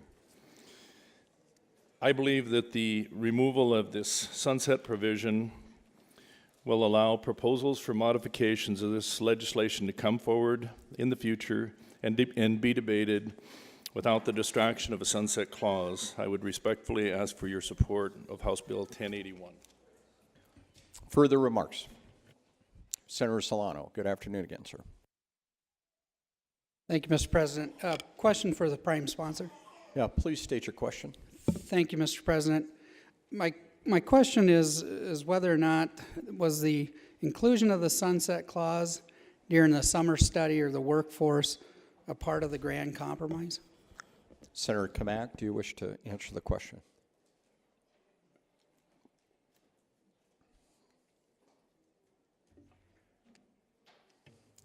The addition of the sunset clause at the end of the session was exactly that, an 11th hour addition to the bill. Senator Solano, you have the floor. Thank you, Mr. President. Yes. Just a follow-up question. Please state your question. For the good senator, in your estimation, would the summer study have recommended or had approval without adding a sunset clause at the time that you were studying the issue? Senator Kamak, do you wish to answer the question? I don't believe that it would be appropriate for me to guess what my fellow senators are thinking. Senator Solano, you have the floor. Thank you, Mr. President, and thank you. That certainly is a fair answer. I think not being able to talk for other folks that were present, but I'm gonna encourage the body to recognize. I believe that during the task force that looked at the non-meandered water issue, and we're working on compromise, that the sunset out to 2021 was a part of that compromise, and I think would have been key to gaining the support to move from the summer study, the recommendations that came before us this summer as House Bill 1001 during the special session. So I would encourage you to think about that as you think about whether we should be supporting Senate Bill 24, which did pass out of this body, that re-established the sunset to 2021, or if we should be looking at a complete removal of the sunset, which I think significantly impacts what we were looking at as it related to the summer session. Clearly, we've had proponents, and the same proponents that were in favor of both bills, Senate Bill 24 and the bill in front of us today. And so I'm not sure how we should take that, other than clearly I think proponents going through Senate Bill 24 certainly were in favor and would be satisfied with us putting the sunset back on out to the 2021 date. And so for those reasons, I would ask the body to oppose this do pass. Thank you, Mr. President. Thank you, sir. Senator Soholt, good afternoon, ma'am. Thank you, Mr. President. Well, this body has already passed out Senate Bill 24, which does include the sunset. And so I would really urge this body to resist House Bill 1081. Now, I understand that there are people in this body and chamber that really do not like sunset clauses. And the thinking that we would, any year, can bring legislation forward to change any statute, which is true. And I also appreciate that this body, there's probably a fair amount of fatigue on the non-meandered water issue, and have heard comments that, I just don't ever want to talk about this again. I want to have this go away forever. But the issue is that when you are working on something that has over 140-year history, which is the Public Water Trust Doctrine, it is one of those subjects that we're going to have to revisit, even though there is fatigue in the body. And I believe that this statute, the special session statute, that while that committee worked really diligently, took a lot of testimony, it was still done in a short time frame. And there was a lot of pressure that was brought to bear during that time frame because of needing to open up the northeast part of South Dakota, because they were economically suffering on behalf of all of us in the state. So I do think this issue is of a nature that while it may be controversial, it's controversial for a reason, because we are shifting course on something that has an incredible history in the state of South Dakota. And it is something that we really should examine. We have already passed out Senate Bill 24. That was endorsed by this Senate. To then take it down to absolutely no sunset, to me, is a disrespect for people that are interested in having it examined moving forward, and part of what was the compromise coming out of the summer session. What we were told was a compromise on all parties coming together, and within that was a 3-year sunset on that bill. We would not have seen that portion of that had that not been negotiated on the front end. So I would urge this good body to resist HB 1081. Thank you. Thank you. Further remarks? Senator Frerichs, good afternoon again, sir.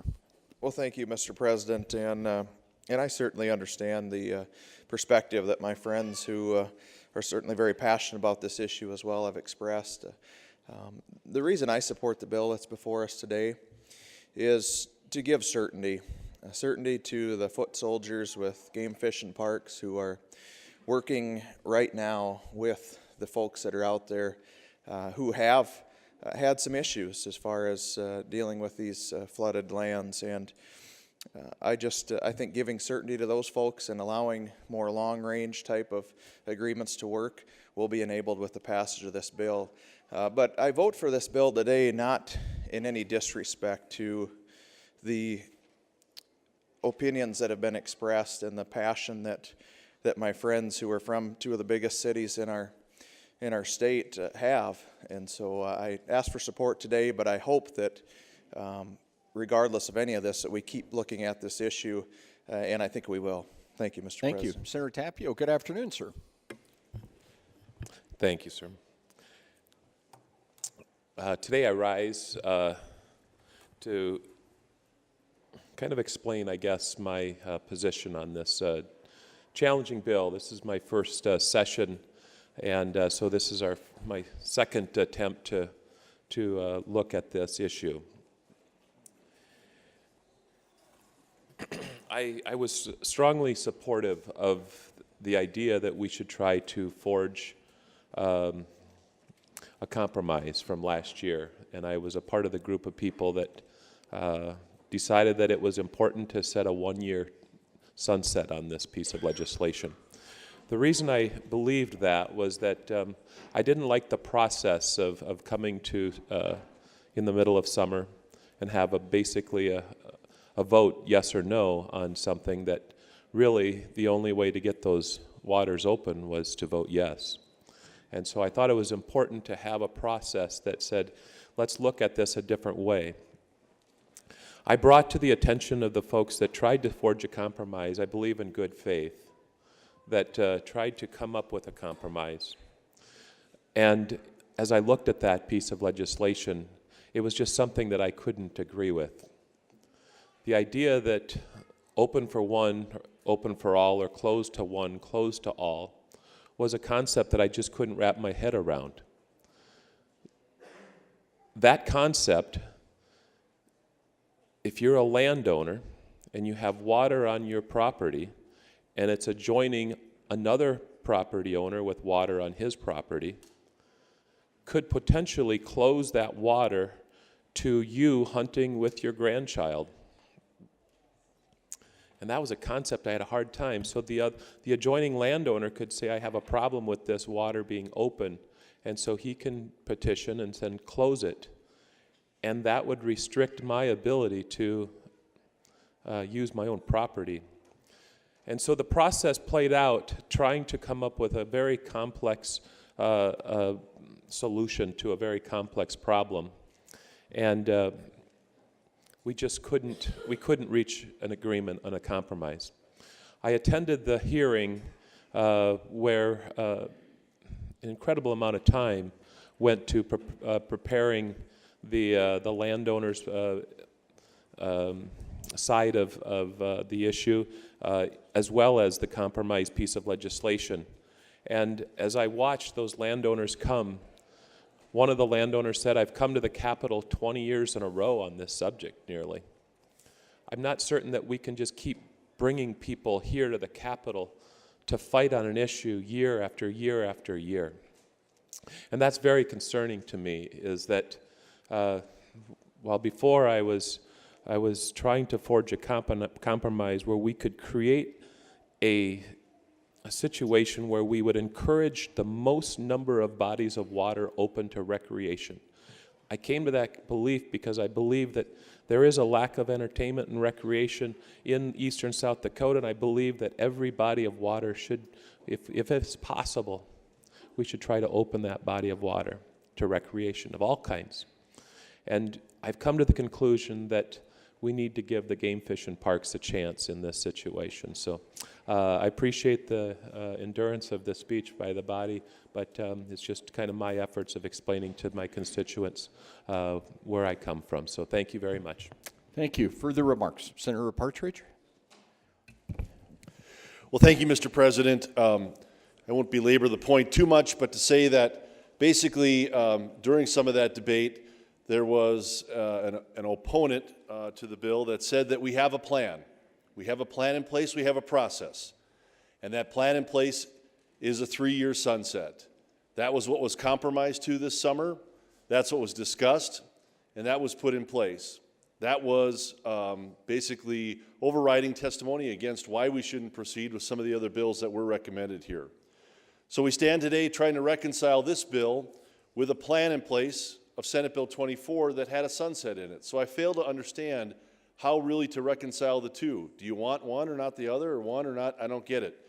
Because we hear proponents, the same proponents on both bills. So I guess what I'd like to say is we should go back to the plan that was presented, the plan that was defended, the plan that was communicated relating to the 3-year sunset. I would ask that you vote no on this bill. Thank you. Thank you. Further remarks? Matakipi, Senator Heiner. Mitakepi, Mr. President. Well, I urge the body for a yes vote today, and here's why. We have a sunset every year. It's called the legislative session. We can come in here, change the laws as we see fit, and I think if we were to pass this and remove this sunset, then we're going to get down to the real issues. If we find that access or buoying or stocking of these waters is the problem, then we can attack those one piece at a time. Sometimes when you take a large issue such as this and you try to find the one right answer, there just might not be one right answer for the whole thing. But you can come back and attack little pieces of it. We find something's not working, we fix it. It's pretty simple. This also gives landowners and sportsmen and game and fish some certainty. We're not kicking the can down the road another 3 years to a new legislature and a new governor. What happens in 3 years if they just say, well, it's sunsetted, it's done? Are we going to close those lakes for good then? Quite a few of us might not even be here. So I think this is the appropriate plan. Remove the sunset. We have a game changer in Secretary Hepler. He has done more in probably the last year than what anybody imagined for landowners, for sportsmen. It's not perfect, but I think we're further than we were. So I encourage you to vote today. Palamia, Apolo. Palamia, Senator Ewing, good afternoon. Thank you, Mr. President. I just want to echo some of the comments from the previous speaker. I look at this as we get rid of this sunset and we're allowing Game and Fish the freedom to continue the work that they've started with these landowners and the sportsmen. And as the last speaker said, this Secretary Hepler has been a breath of fresh air, and they have worked diligent on this process. And we've to say that we haven't talked about this session, we've talked about it a lot, and we had a very fair hearing, evening hearing. We had a lot of testimony. I believe it was near 3 hours long, so it had a good hearing. People spoke their piece, and I think this is where people want it to go. So I would encourage a yes vote on this. Thank you. Senator Nelson, thank you for your patience, sir. I should have come to you next. Thank you, sir. If I was a South Dakota farmer, a rancher in South Dakota, I'd be extremely nervous at the course of events that our South Dakota legislature has been undertaking the last several years. We are literally being pushed towards something that is the antithesis of what our country stands for. Our country was founded on private property rights. And here today, we're all crowing and talking about how great it is that we have compromised those constitutional private property rights, the protections underneath the Constitution. And we are seeing the effects of the South Dakota population being drawn to two magnetic epicenters in South Dakota, large cities. Where in these large cities, we are now seeing representation pushing to say, let's compromise these private property rights. Let's not respect these landowners' rights. The compromise that was passed during the special session violated our own ethical duties to every South Dakotan. While we have majority rule, our form of government is supposed to protect the rights of the minority. We are in this situation because of government overreach, government aggression, yea, tyranny. We had the Game, Fish, and Parks several decades ago start telling people that it was okay to go out on a farmer's property if it was flooded and it reached out to the right-of-way. We in the legislature allowed that to happen and didn't rein in, and we did not do our constitutional duty as a checks and balances on the executive branch. These poor South Dakota farmers had to take it to court to assert their private property rights. Now we're saying that if there's water on their ground, that the public has a right to access it. What's next? Air? The air touches your money so that the people have a right to take it? We have millions of dollars held in public trust in the banks that the average South Dakotan does not have the right to go in and take. Water legally accumulated on a farmer or a rancher's property is just such. They have legally accumulated it. In most circumstances, our South Dakota farmers and ranchers are not happy that the good Lord deposited so much water on their property. They'd rather farm it. But now to take their misfortune and allow other people to access their property, property that they bought and paid for with the sweat of their brow, property that we took oaths to protect, and circumvent and subvert the Constitution in doing so is a violation of our duties as their representatives. Furthermore, the majority of us ran underneath a brand that says we are the party that protects private property rights. Now, we already saw on this hallowed floor a majority of the members opposing private property rights, immortalization in a Senate Resolution 2 that was taken explicitly and almost verbatim from the Republican Party platform. And here again, what we are doing is we told South Dakotans this is who we are when we ran to get elected. And now we're doing the bait and switch once again.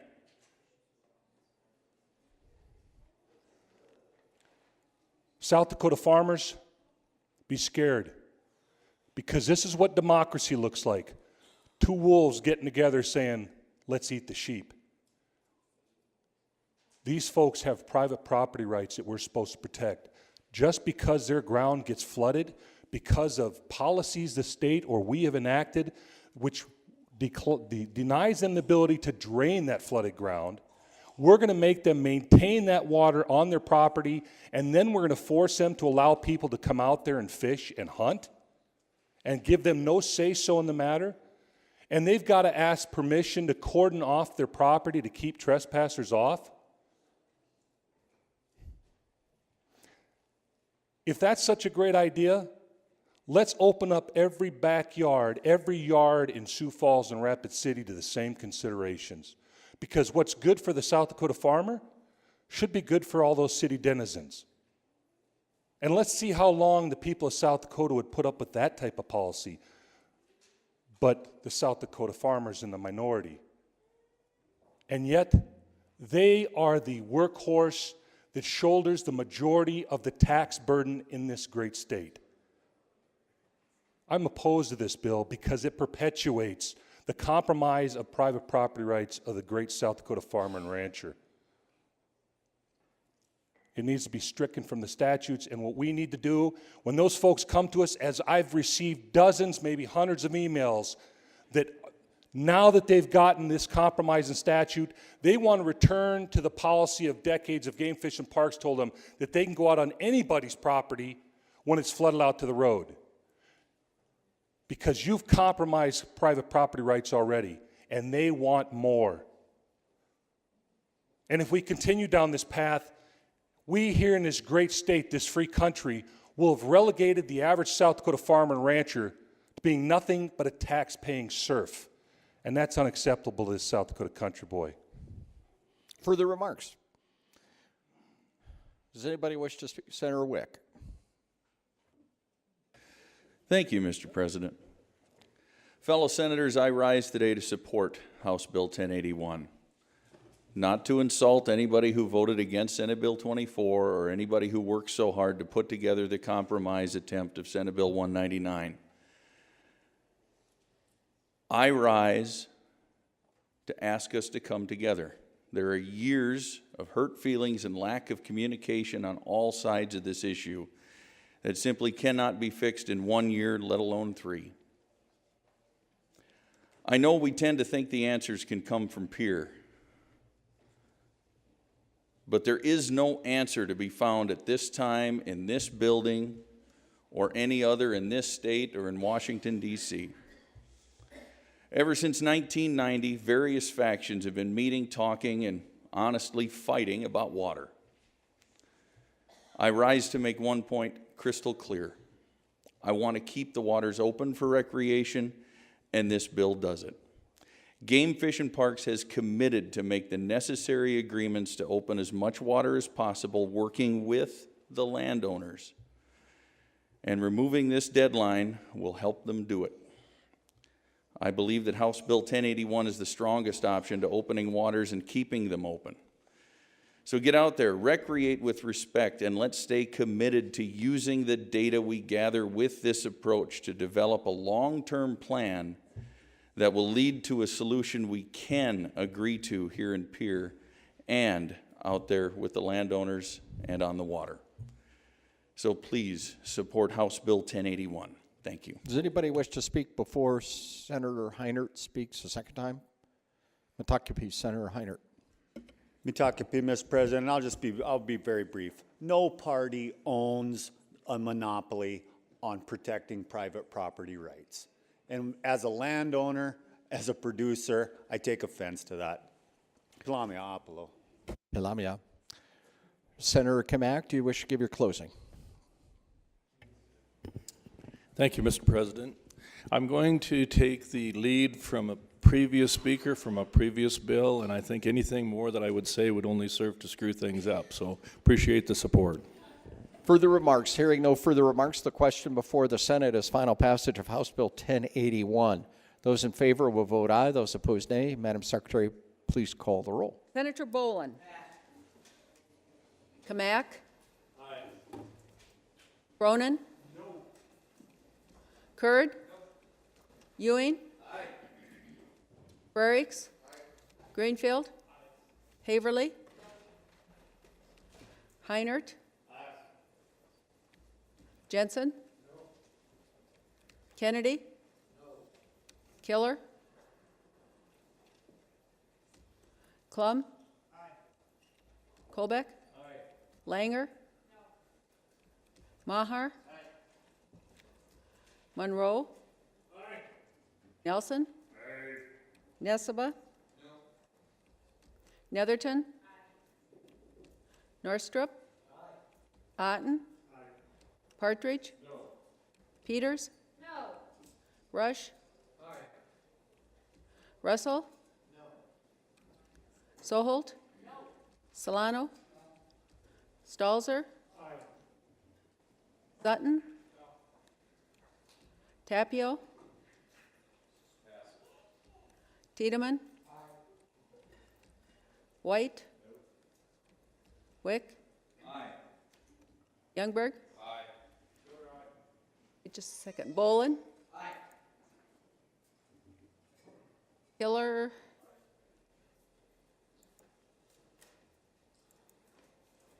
Tapio? Mr. President, there are 20 yeas and 15 nays. House Bill 1081, having received a majority vote of the members elect, is hereby declared passed. Any questions on the title? Title's approved. Next bill, please. HJR 1004, a joint resolution proposing and submitting to the electors at the next general election a constitutional amendment to revise certain provisions relating to the rights of crime victims.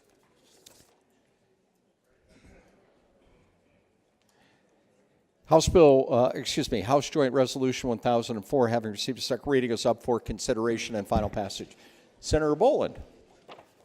Thank you, Mr. President. I have before you, first of all, an amendment. Juliet 1004 Alpha Alpha? That is correct. Could I ask, I know that the House is already out. That doesn't mean they can come over here and chat. So let's keep it down.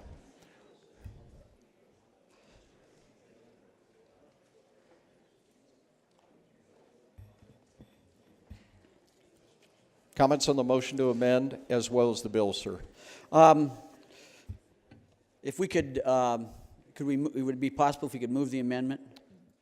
Or I'm sorry, you just did. Okay. Yeah. Make a motion to amend. Yeah.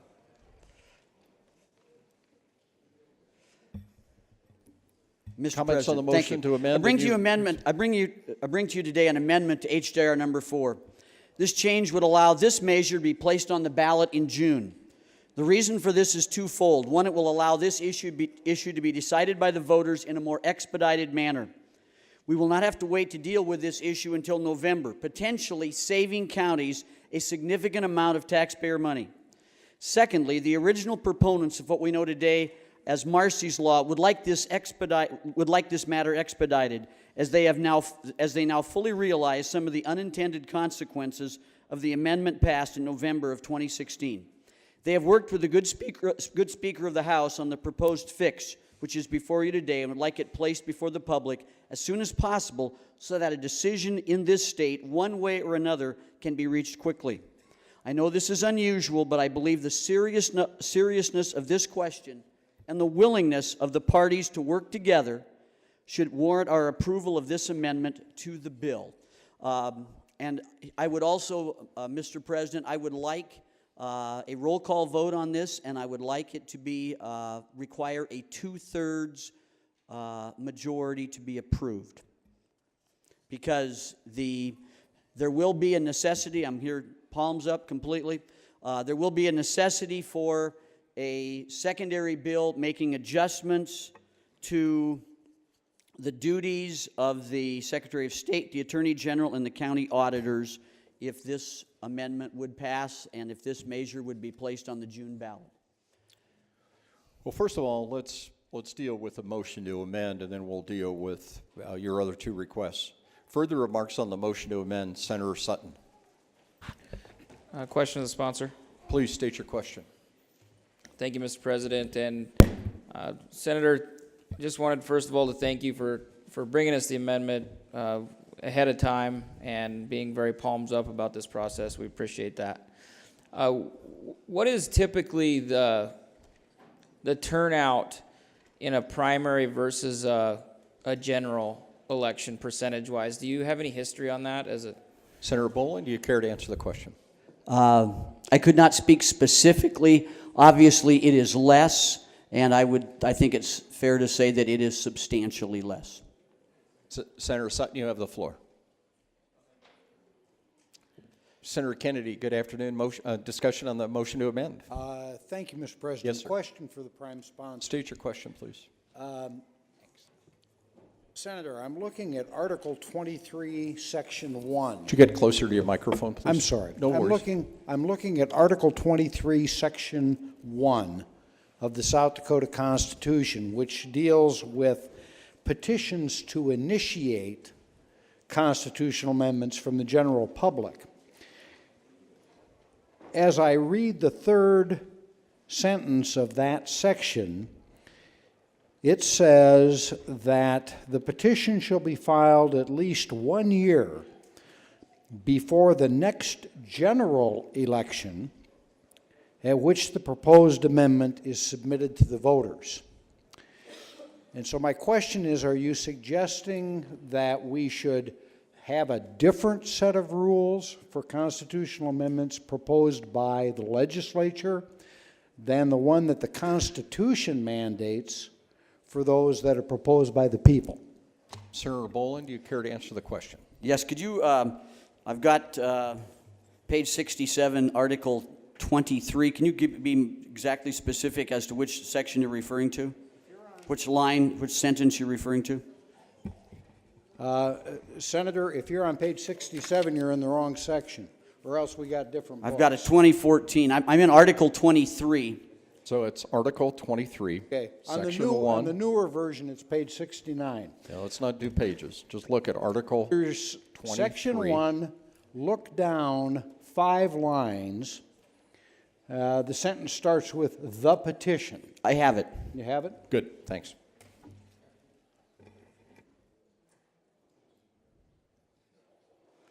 And the question is, again,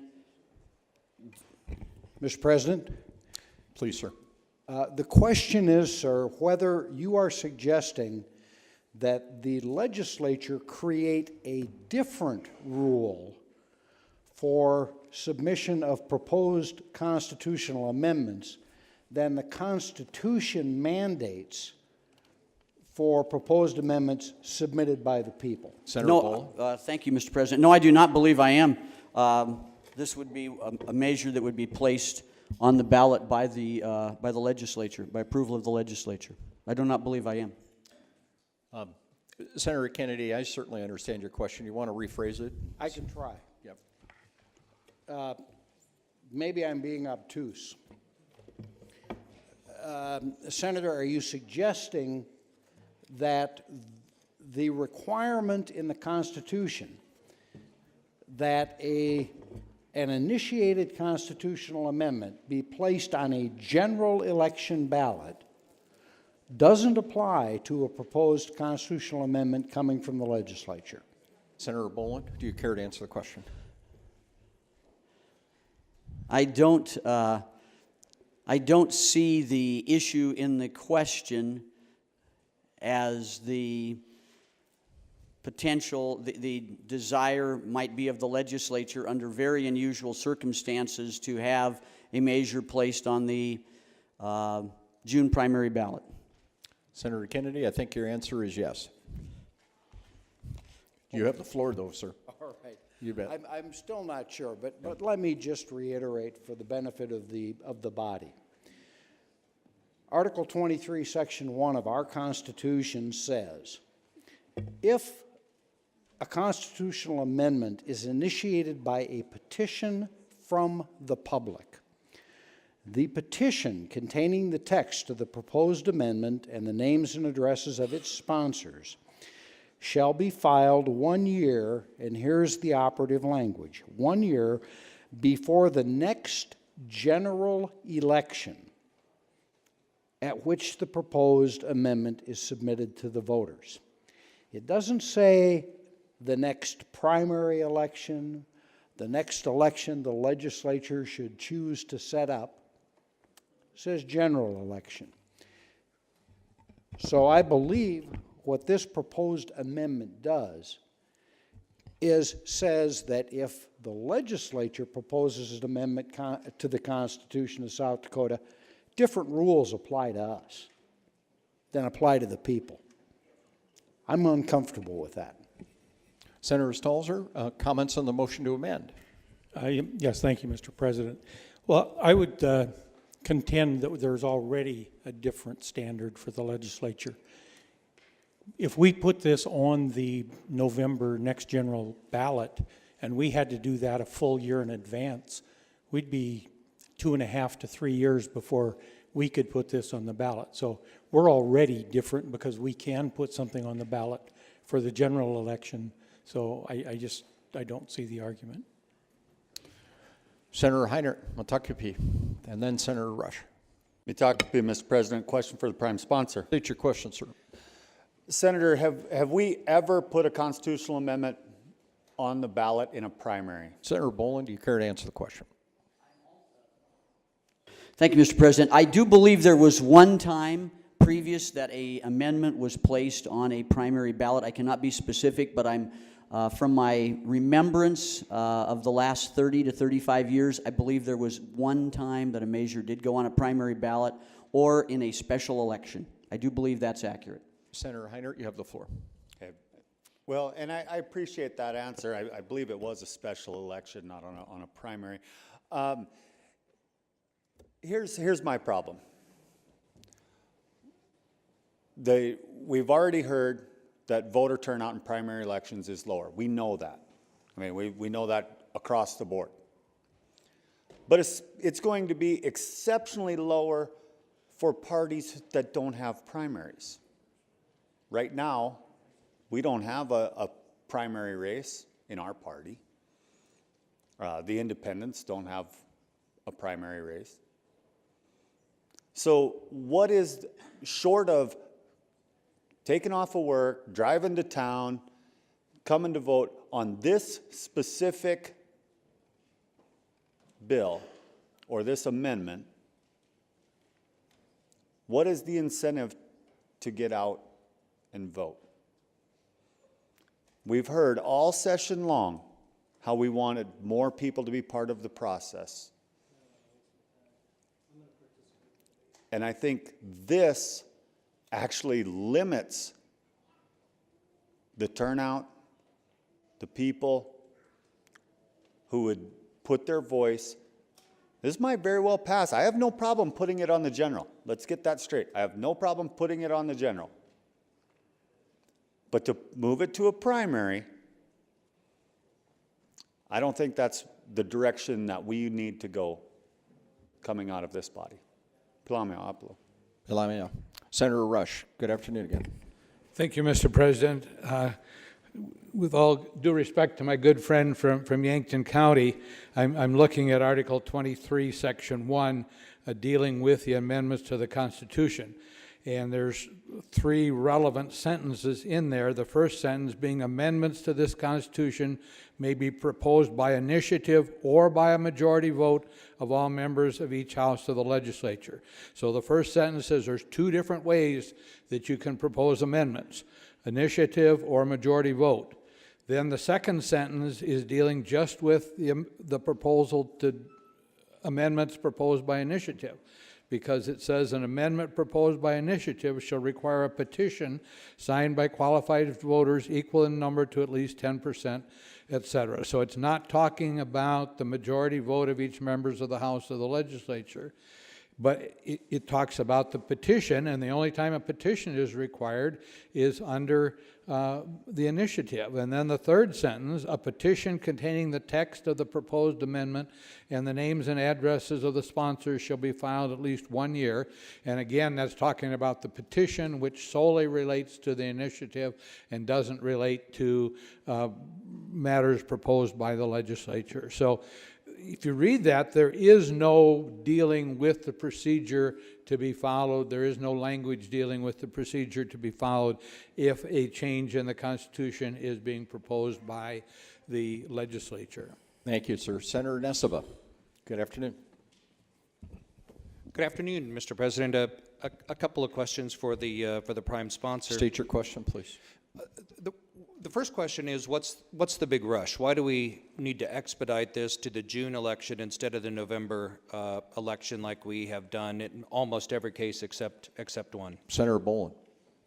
Yes, I'd like to answer that question. As I stated in my brief remarks, it will definitely save the counties money. If this becomes, if this measure would be placed on the June ballot and passed, the amendment would take place very quickly. It would save the taxpayers money. I can assure you in Lincoln County there is at least, and this is direct conversation with county commissioners, this last year it's cost the county over $300,000 to comply with these requirements. So Senator that's the Nessebar, first. There would be a financial advantage to counties. Senator Nessebar, you have the floor for a second question. Yeah, Mr. Chair, I don't understand where the savings would be done, because we would have to have, I would imagine the Secretary of State will have to do a very special booklet like she prepares every year with proponents in favor and opposed. Instead of having to do that once, the Secretary of State's office is going to have to do that twice. This would already be on the ballot in November, so I'm not sure how having one other issue on the ballot in November would be any more expensive. To me, it sounds like this is actually going to cost us money. Is there a question in there? Yeah, the question is, I don't see where is the savings, and then the follow-up would be, will the Secretary of State do a special booklet on this to make sure that the voters are informed for the June primary? Senator Bolin, do you wish to answer both questions? I'll answer the second one first. I do believe, yes, that there will be a special effort to inform voters. And the first one is, clearly, I don't think this is going to add nearly the expense that just one county in southeastern South Dakota is incurring because of the current standard under which we're operating. Senator Nessebar, you have the floor. And I'm sorry, Mr. President, I just simply don't understand. I don't understand where the savings is coming from. If it happens in June rather than November, why is it cheaper to do it in June rather than November? Senator Bolin, do you care? I think I've answered it to the best of my ability. Thank you. Senator Nessebar, you have the floor. Okay. I'm still confused about that. One of the other things I want to clarify that from the prime sponsor, I know that the good senator from Canton is also the sponsor of a constitutional amendment that would raise the vote threshold to 55% that is likely to be on the ballot this fall. Can you tell me if that passed this fall, would it immediately apply to to other measures that are on the ballot this fall? I'll rule that that's not germane to the debate, sir. Senator Nessebar, you have the floor. what I'm trying to decide is that I'm just trying to see if the good senator from Canton, if one of the motivations is to avoid his own rule that he's imposing on other constitutional amendments in November, and by moving it up in June, avoiding the 55% measure that we've heard so much about how important it is to protect our Constitution. I rule that as a germane question. Thank you, and I'm very glad to answer that question. As was discussed thoroughly in the task force, which we both served on, the measure that, by the way, I'll just inform you, has already passed the House, and apparently it will be on the ballot, will not apply to any measure that will appear on the November ballot. It will not. It only applies to future elections. Okay? Senator So I think that, hopefully that answers your question. Thank you, And sir. there is no, and if I could add, there is no motivation here to do any other matter than to deal with an issue that has plagued our counties and has brought unintended consequences, and which I will say the good speaker and proponents of the original measure have worked diligently to come to a conclusion and to reach an event which will be satisfactory not only to them, but to victims' rights groups and to the general public of the state of South Dakota. Senator Nesbitt, you have the floor, sir. Would it be fair to say, the rumor I've heard, and either to confirm or to reject the rumor, is that if this is on the ballot in November, that the folks who brought us Marcy's Law would be more interested in sponsoring marketing related to that, to have that on the ballot in June? Senator, I guess that's another question. Senator Boland, do I'd you be happy to answer that question. I am not privy to any knowledge of that event. I am not privy to any knowledge. Thank you. Senator Nesbitt, anything further? No, I would just urge the body that this is, if not unprecedented, it would be the second time this would ever happen. I would really urge you to vote against this amendment. We've heard so much this session about the need to keep out-of-state money, the need to protect our Constitution, and I think having a vote at a primary would be completely dominated by Republicans because Democrats don't have statewide candidates running in primaries. Neither do the Libertarians or the constitutional parties, and independents aren't allowed to vote in your primary as well. I think excluding all of those people and disenfranchising them effectively is a really bad idea and would set a really dangerous precedent for this body, and I urge you all to vote against this amendment. Thank you. Senator Greenfield, were you going to call the question? I wasn't, Mr. President. Senator I'm Greenfield? sorry. I'm sorry Okay, that's to okay. You disappoint. haven't let me down too much. Thank you, Mr. President. Members of the body, I would like to take you back to 2001. I was a brand new senator at that time, and one of the issues that the previous legislature had decided right before I was sworn into office was to sell the cement plant. One of the other things that happened during my first term in office was we securitized some tobacco settlement funds and I believe some intergovernmental transfer funds. What we did subsequent to that, and I looked back in my history, on March 3rd, we passed a bill requiring a special election for the purposes of securitizing those dollars and locking them away in various accounts and with various limitations put on how those accounts could be accessed. What happened then was 1 month and 7 days later, the people of South Dakota were asked to go to the polls and vote in a special election relative to constitutional measures.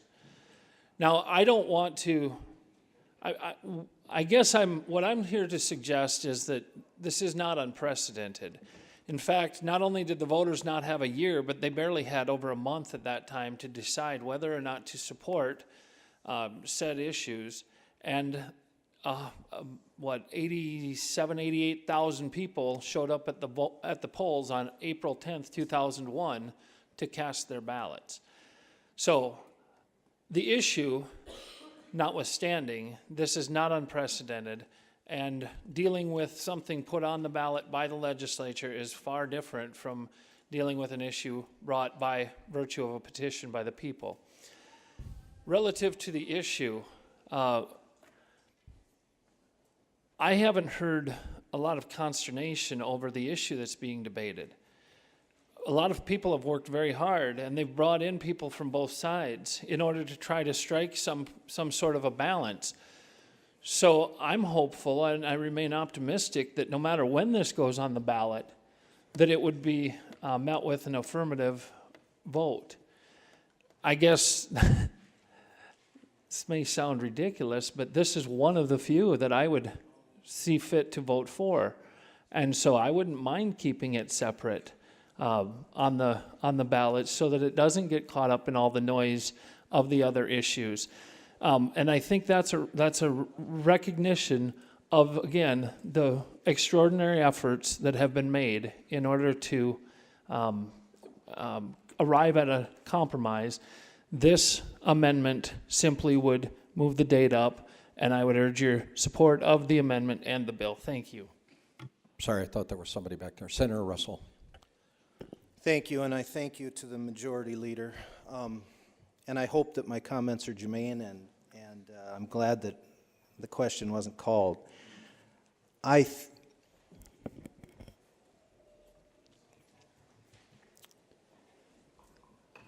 We have a statement, well, we have a number of statements, but one being that this is not unprecedented. I think that what makes this unprecedented was how we are viewed both as a government and as a political party.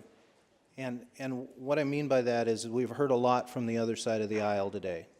I don't know that every one of them spoke, but nearly every one of them spoke. And there aren't very many of them here.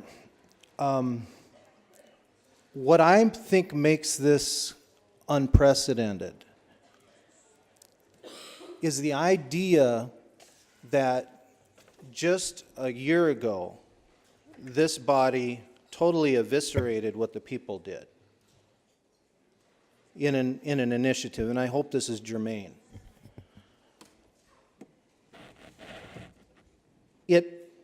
It's unprecedented, I think, from the standpoint that it's more than an anomaly, that we would put something on the ballot when 40% of the electorate has very little reason to go out and vote. And I think that the term that I would use is it's almost, and this is where I think that sometimes what we do down here becomes dangerous. And the reason it becomes dangerous is because there's a certain level of thought of paternalistic thought. And that's what concerns me most about this debate, because we are paying such little attention to what the folks on the other side of the aisle are saying. And we have decided, and this is, the irony of the situation is that the speaker actually came into the committee that I heard this in. And this is the guy that's been railing against out-of-state money. But this particular amendment is brought for the express purpose of allowing the out-of-state money to try and influence an election that we're going to have in less than 3 or 4 months. Now think about that. We went through this process of collecting all of these signatures to curtail, in my mind, the participation of the people in the process, but yet we're going to shotgun approach this thing, and we're going to make sure that the opposition, if there is any, has very little opportunity to marshal any kind of another side of a campaign. The stated reason for the whole idea here as to why we need to do this in an immediate fashion, I thought we had a statement that that the cost associated between June and November is plaguing our counties and it was unfortunately a statement with absolutely no backing in anything that was passed out here. There was no articulation of what the costs are going to be over the next couple of months if we were to delay this. I mean, this is what we've got to here in this body, is we act on supposition, and we act in a brazen fashion. And what some people may perceive as this paternalistic arrogance on the part of us, because we think, or we may appear to think, to the people that pay the freight, the taxpayers, that we think we know best. And that's the inherent problem that I see in this whole situation here, is that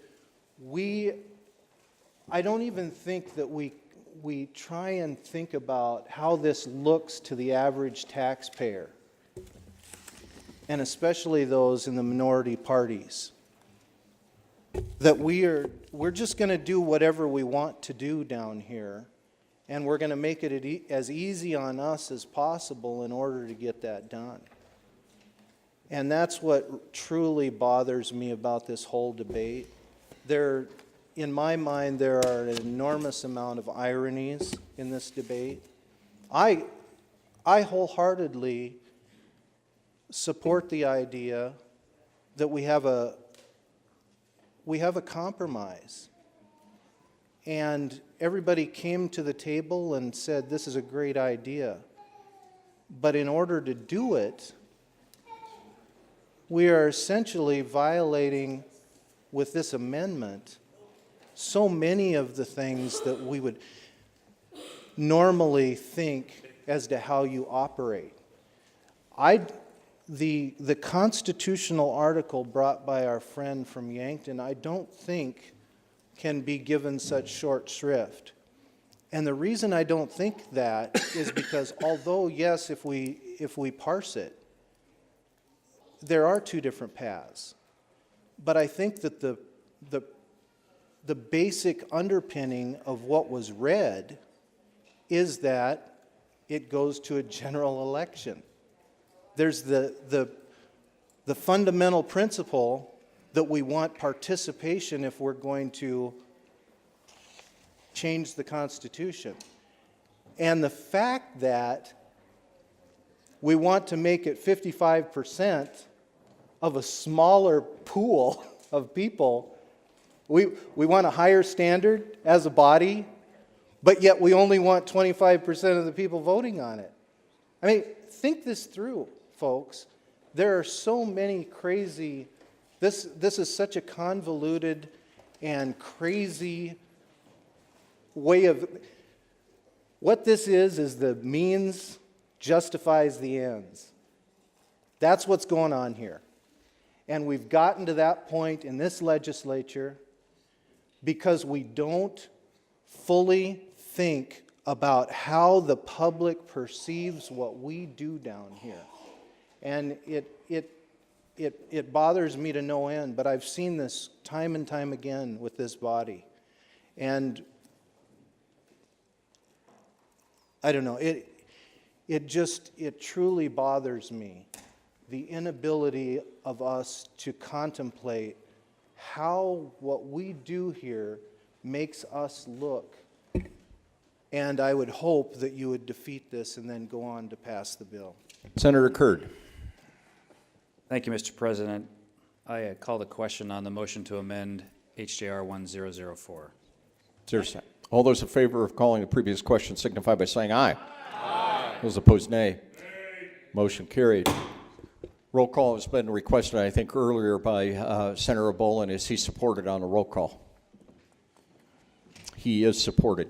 The question before the Senate is Senator Boland's motion to amend marked Juliet. That is out of order where you're going next. I think you're going on the two-thirds issue. Is that right? Yes. Okay. Well, why don't you state your point of order? I Okay. apologize. Okay, thank you. My point of order is this: is that there will be there will need to be a further bill brought to allow for efforts by the Secretary of State, the Attorney General, and the auditors to deal with this. So I'm just going to put it this way: if this doesn't get two-thirds, I'm going to ask for an immediate reconsideration and a defeat of the amendment. I'll leave it at that. If it's out of order. No, sir. Thank you. I misunderstood where you were headed earlier because you're shooting shape, as we would say, in playing pool. There's nothing that we're doing now with this amendment or even on a joint resolution that requires a two-thirds vote. If you're doing it because of something further down the line, that's certainly within your purview. Understood? And so right now, it's a simple majority. The way amendment voting is, although everyone's present, it's a simple majority of those present, which would be the same as those elected since everyone's here. So the question before you is Senator Boland's motion to amend HJR 1004. It's marked Juliet 1004 Alpha Alpha. Those in favor of that motion to amend will vote aye. Those opposed, nay. Madam Secretary, will call the roll. Senator Boland. Aye. Kamak. Aye. Cronin. Aye.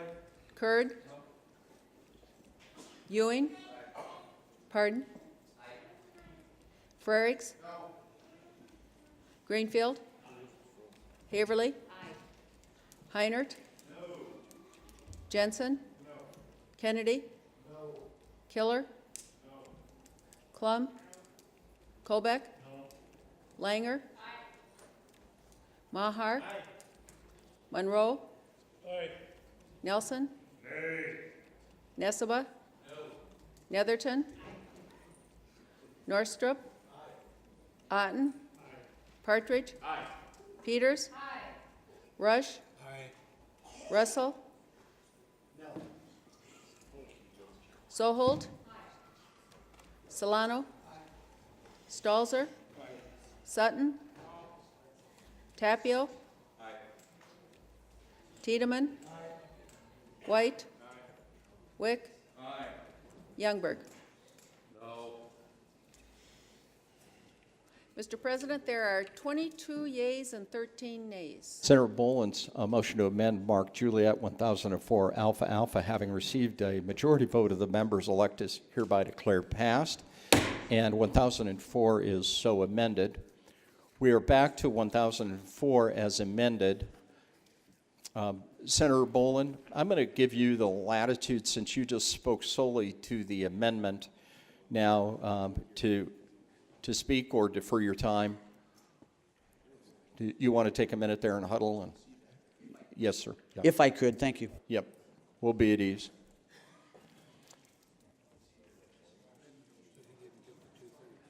You got 22 out of 20. You needed 24, right?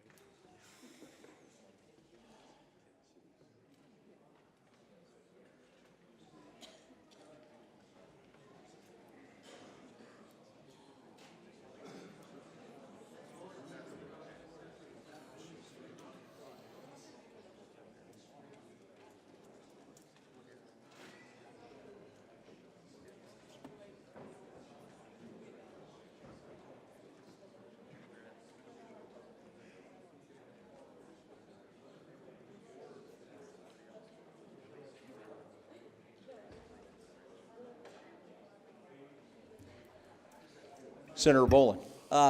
Mr. President, I would like to have this bill deferred to the bottom of the calendar with your permission. Yep. All those in favor signify by saying aye. Aye. Those opposed, nay. Motion carried.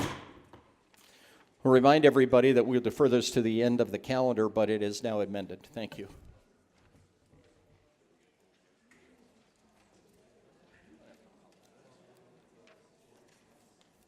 Next bill, please. Bill 55. House Bill 1255, an act to revise the authority of the Interim Rules Review Committee to revert a rule to any step in the rules adoption process. Good afternoon, Senator Russell. Was there an amendment for this or not today? You know, I did have one, Mr. President, but I would like to explain what I'm going to do instead. Okay, you don't have one up here. I don't see one to move. Okay. I did have one prepared, but I have not Aye, distributed aye. it. Okay, thanks for your explanation. Please proceed. Thank you, Mr. President.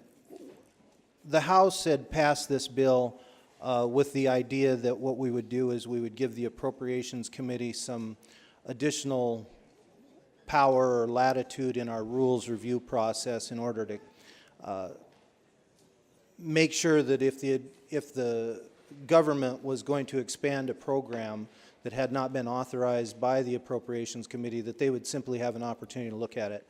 I have, after it passed the House and passed out of committee, I've come to the realization that there wasn't much of an appetite on the part of the Appropriations Committee to have that kind of review or power over the executive. And so with that, I don't know that if it's appropriate for me at this time to make a motion to table or if I need someone else to do so, but that's my intention. Thank you, sir. Senator Nelson. Thank you, sir. Well, I rise in a little bit of a grudging fashion to go against my sidekick or sidekicky, I'm not sure which. I may have my differences with some of my colleagues, but I inherently respect the process, and I would ask this good body to refrain from enacting in such a fashion.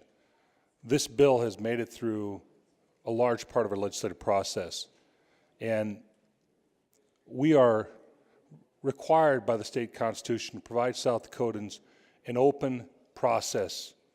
It's literally in our constitution. So I want us to refrain from deciding things outside of the view of the public. The debates on these bills should be occurring 100% in the public's eye.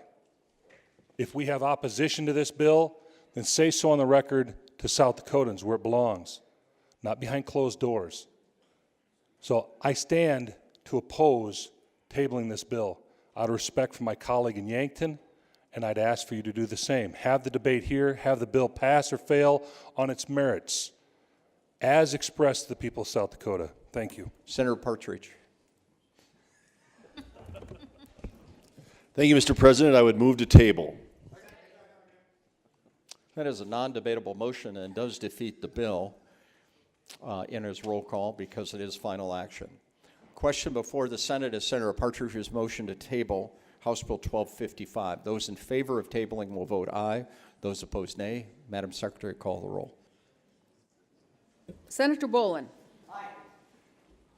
Kamak. Aye. Cronin. Aye. Kurd. Aye. Ewing. Aye. Frerichs. Aye. Greenfield.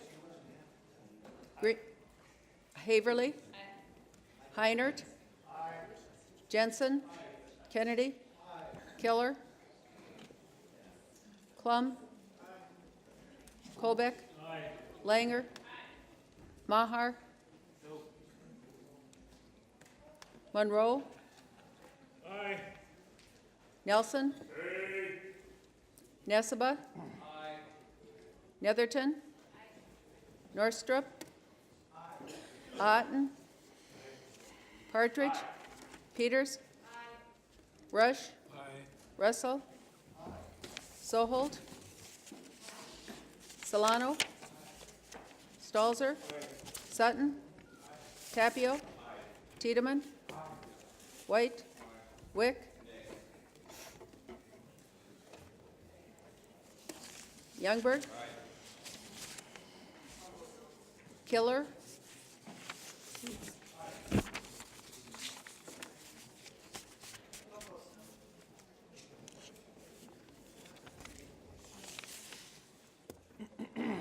Mr. President, there are 34 yeas and 4 nays. Senator Partridge's motion that House Bill 1255 be tabled, having received a majority vote of the members elected, is hereby declared passed and so tabled. Mr. President, Senator Greenfield. could we have that vote read one more time, please? Yeah. I think you announced 34-4. You said 24, didn't you? Oh, I apologize. Well, let's try it again. Oh. Let's play it back. Thank you. Long-time caller, first-time listener. There's 31 yeas and 4 nays. Both of us were wrong. Thank you. It's late.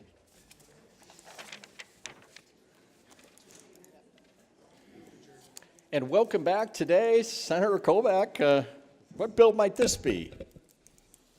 Having had its second reading, 1121 is up for consideration and final passage. I think this thing has had 4 readings, right, in just this body alone. Welcome, Senator Kolbach. Love it.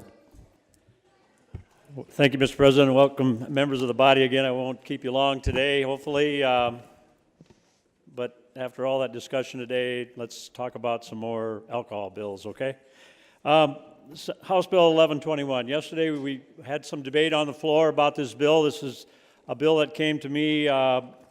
It's an act to revise the fees for certain on-sale and off-sale retail liquor license. I explained yesterday what an on-sale license is. That is like a bar or a restaurant license where the alcohol is consumed on premises. Off-sale is where it is purchased at the location, carried out the door or through the drive-up window, and you take it home with you or to the ballpark or wherever you go to enjoy it. That's an on-sale, off-sale license. The reason for this bill was there are currently different fee structures for on-sale and off-sale licenses. Some of these cause confusion for the municipalities and arbitrarily suppresses the market values of licenses in smaller communities. On your desk, I laid down a chart that shows you a little bit simplicity as to what this bill actually does. It shows you on-sale, and on-sale was the biggest question yesterday. And on-sale licenses, and I'll go to that one, Class 1, Class 2, Class 3. That's the way our cities are, classed in the state of South Dakota. Class 1 has a population of 5,000 or more. Class 2, a population of between 500 and 5,000. And a Class 3, less than 500. Currently, you can see what the different license fees are, what the proposed license fee and the current renewal fee, and the proposed renewal fee. The question yesterday was brought to our attention that there would be some of these municipalities or cities possibly could take the fee that they now charge and raise that fee. And the answer to that question is yes, they could do that. I'm just going to tell you this, that I don't feel that any particular Class 3 or Class 2 municipality would probably want their one lone restaurant or bar or restaurant. I don't think a municipality would go to that particular location and say, we're going to raise your fee by $100 or $300 or whatever it is, because now we can do that. Because I think that would put a burden on those communities, and they don't want to lose those businesses. They want to keep those businesses. What it does for the smaller Class 2 and Class 3 communities is that they now have the option. They now have the option of the $1 per population charge that fee on that license. Now here's what can happen, and I'll use this example. In Leeds, South Dakota, they had one license per population, and those are dictated to the cities and the municipalities by the census. They had one license available, but they were, in the old statute, they could only sell it for $1,200. They were capped at $1,200. They had 4 people that were interested in that license. So they had a bid on that license, and everybody put their bid in an envelope, and all 4 people bid $1,200.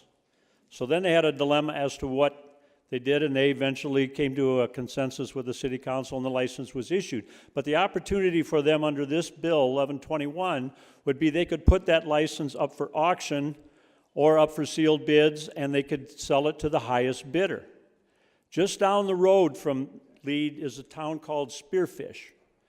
Spearfish had the same situation, but they're a Class 1 municipality, and they were able to sell their license for over $30,000. So this would put the Class 2 and 3 municipalities for on-sale liquor licenses on the same boat, or same page, so to make that equal. So that's the purpose of this bill. And just to make it real simple, 120 cities in the state of South Dakota own their own licenses. So if you look at the fees on the Class 3 and Class 2, and there's 195 Class 3 cities in the state of South Dakota, and they're allowed 3 on-sale licenses by law. By law, they're allowed 3. 120 of them own the license themselves. So in essence, if they decided to raise their proposed renewal fee, they'd just be paying themselves. I don't think that there's anything in here that would inhibit anybody from doing business. I think it would make it better for the municipalities and the cities, and I don't think it would hinder any private industry. It would only make it better for them as well. I think it would create some stimulus, and I will stand by for any questions, and I ask for your favorable vote on this bill. Thank you. Thank you. Further remarks, Senator Ewing. Thank you, Mr. President. I'm just standing up as a me too on this bill due to the fact the example he did give did happen in my district, and I think removing that cap will solve some problems. Thank you. Senator Heinert, Metakupee. Metakupee, Mr. President. Well, I take a little different approach to this, and I apologize to the body for bringing it up. But if you look at the handout that the good senator distributed, look at the number of towns that are Class 3. And a lot of those towns are in District 26. And they might have 1 or 2, maybe even 3 establishments. And a city could then charge each one of those another $800. And in a town like Puckwana, $800 in little old Puckwana, that might be a week's worth of sales. So I can't support this. I agree. I don't like the caps either. I think that's something we could talk about, but we don't do it on the backs of our small towns. Pilamia. Pilamia. Further remarks? Hearing none, the question before the Senate. I'm sorry, Senator Colbeck, did you want to speak a 12th time? Hey, I'm not done yet. Anyway, I just want to, and I appreciate the senator permission. Just a real quick example of what he was trying to allude to. The city of Hurley, for example, is a Class 3 municipality. I called up numerous cities and I asked them what they were charging for the licenses today, what their renewal fee is, and how this would affect them if the situation came into where they would want to upcharge their license. In the city of Hurley, which is a Class 3 license, they charge $800 for that retail license. Okay? They could charge on a renewal of a new license. If there was somebody who wanted to come into that town and they did have a license available, which I believe they probably do because they are allowed to have 3 because they are a Class 3, would be $900, so that they would have the opportunity on a new issued license of $100, and then the renewal fee would go to $1,500. And what the good senator was saying, that is correct. But also in the city of Hurley, for example, they own that license themselves, so they'd just be charging that back to them. So that's just an example of what he is talking about. I just wanted to reiterate that. But anyway, I think this is a good bill, and I would appreciate your support on House Bill 1121. Thank you. Further remarks? Hearing none, the question before the Senate's final passage of House Bill 1121. Those in favor will vote aye. Those opposed, nay. Madam Secretary, call the roll. Senator Bolin? Aye. Kamak? Aye. Cronin? Aye. Kurd? Aye. Ewing? Aye. Frerichs? No. Greenfield? No. Haverly? Aye. Heinert? No. Jensen? Yes. Kennedy? Killer? No. Klum? Aye. Colbeck? Aye. Langer? Aye. Maher? No. Monroe? No. Nelson? Yes. Nesseba? Yes. Netherton? Aye. Norstrup? Otten?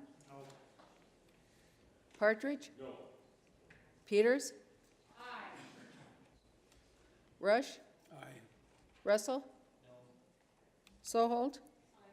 Solano? Stalzer? Sutton? Tapio?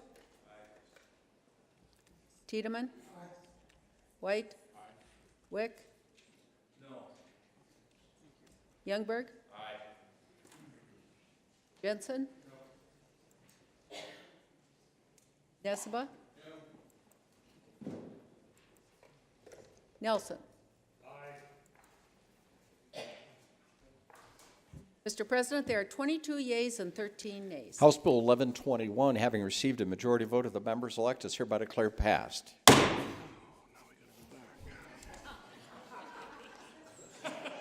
There can't be any questions on the title because I can't hear anything. Dilly dilly. Thanks. Well done.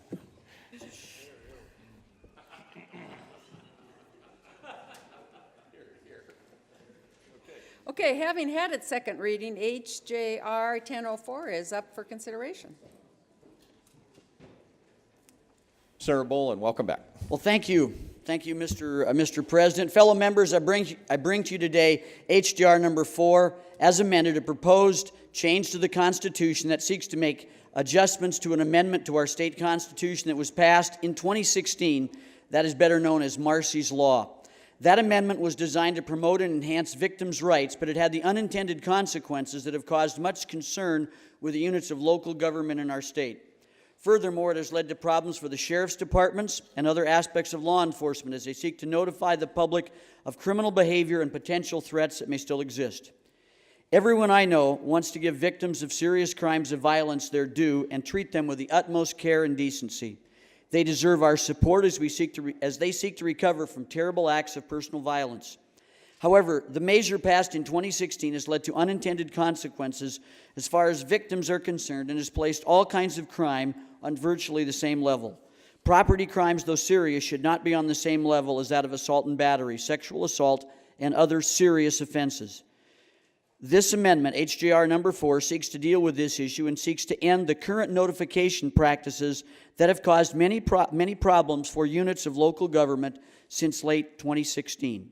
You will notice in HJR number 4 the phrase "upon request" repeated extensively throughout the measure.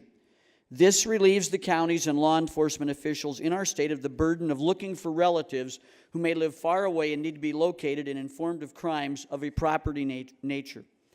I would like to state that this HJR was supported in the committee by victims' rights groups, the Sheriff's Association, the District Attorney in Pennington County, the Office of the Governor, the South Dakota Newspaper Association, a representative of the South Dakota Network Against Family Violence, and furthermore has received unanimous support as it has moved through the process. I urge your support for this worthy amendment to our Constitution that seeks to fix a real and genuine problem we all face today, and one that our units of local government certainly are asking for.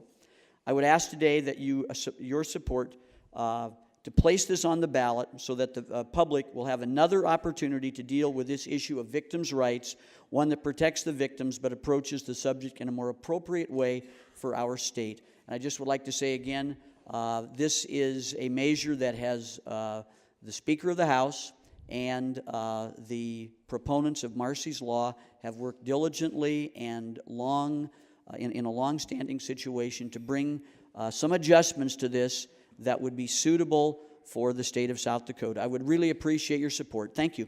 Thank you, sir. Further remarks? Senator Nesseba.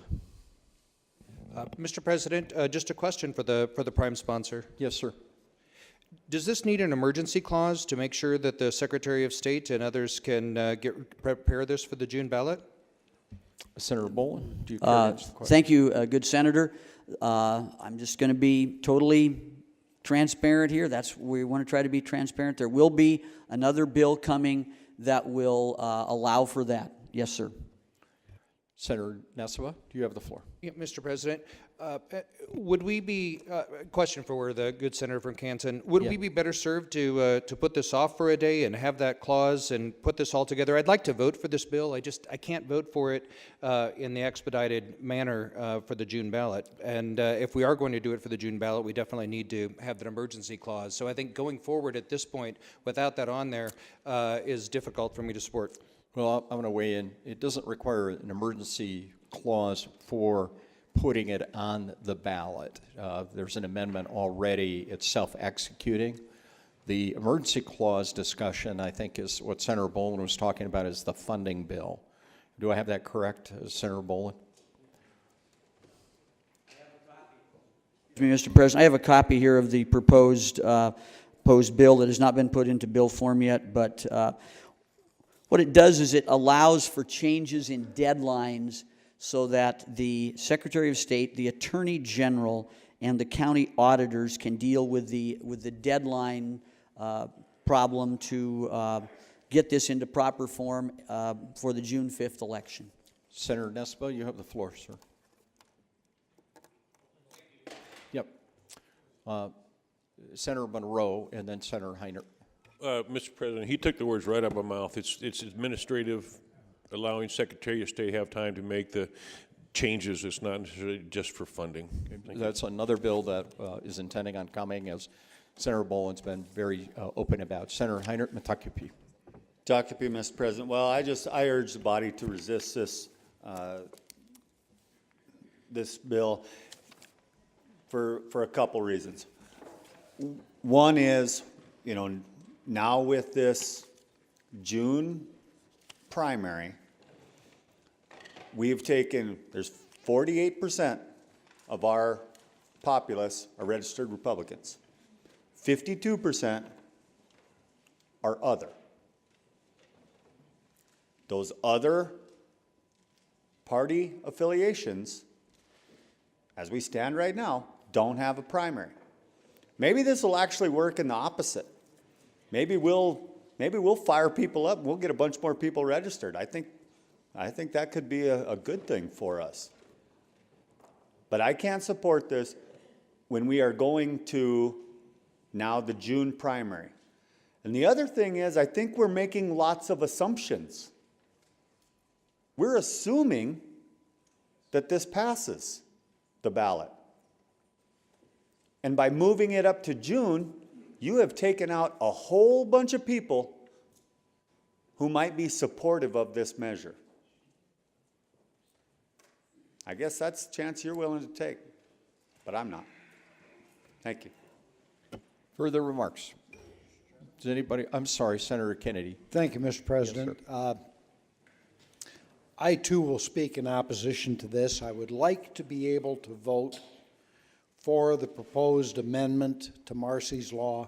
I cannot support this type of process where we're being asked to vote on a piece here and a piece tomorrow and a piece whenever that we haven't even seen.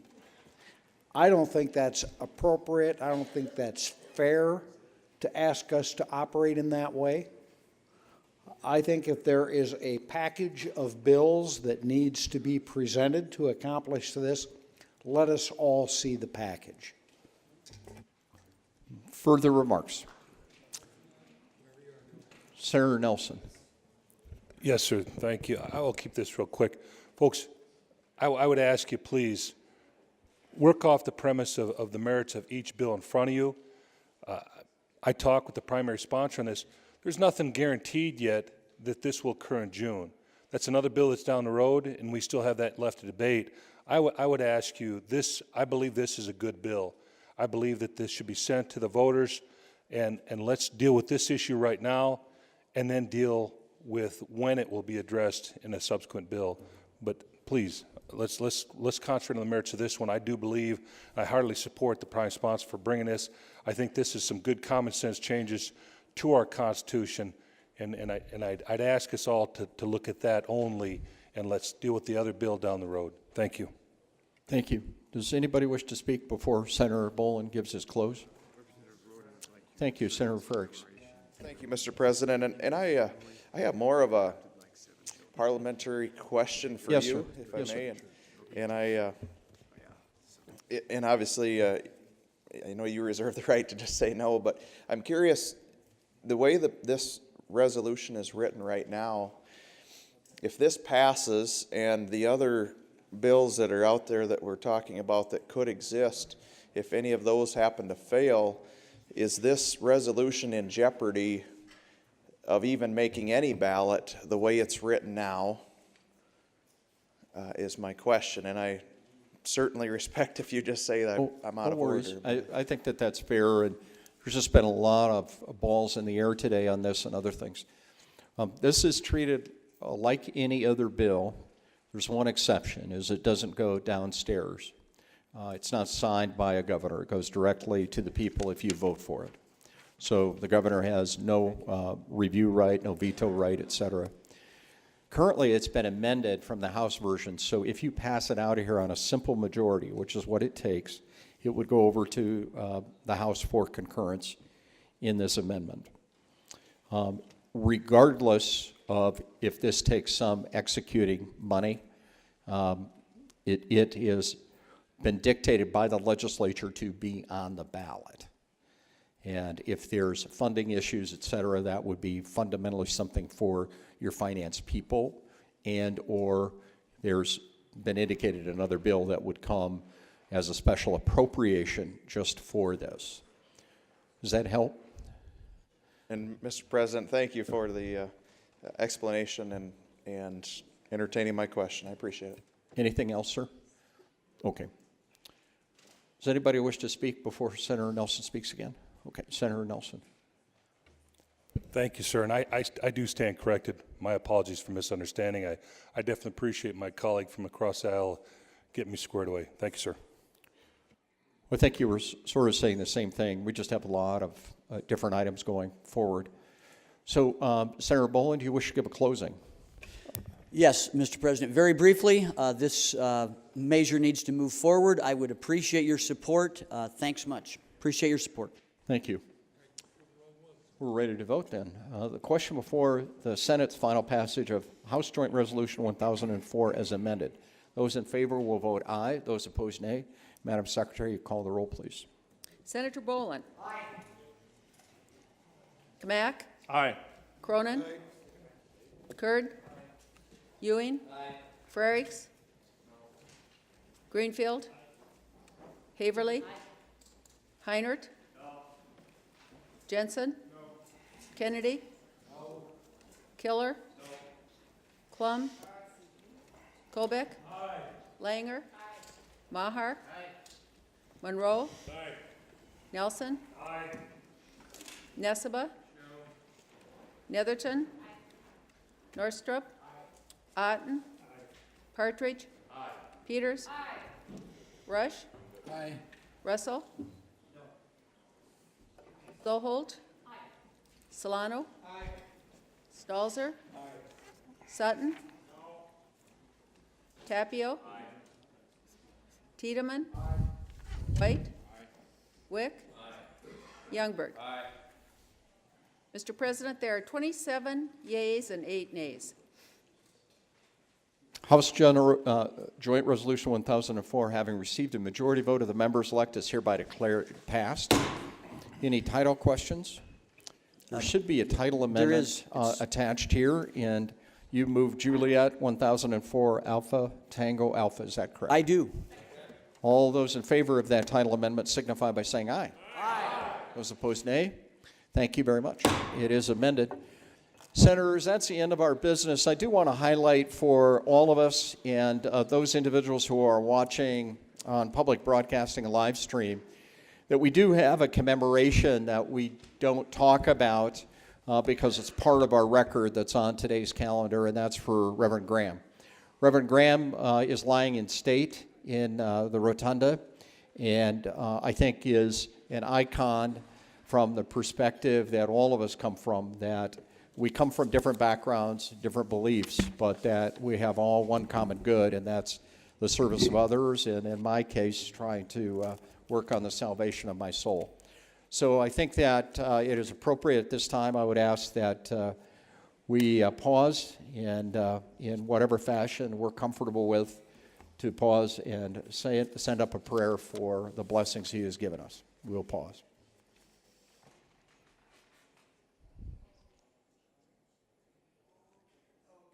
Thank you. I have quite a few bills to sign, as you can imagine, so we'll go with announcements. Senator Ewing. Thank you, Mr. President. Well, we will continue our rodeo in room 414 to finish out state affairs for this evening. So if everyone could hustle up there that's in state affairs, we'll resume. Yeehaw.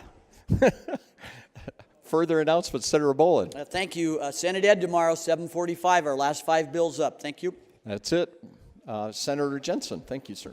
Thank you, Mr. President. Commerce and Energy, 11 o'clock sharp tomorrow. 11 o'clock. Senator Russell. Senate Judiciary, 7:45 tomorrow.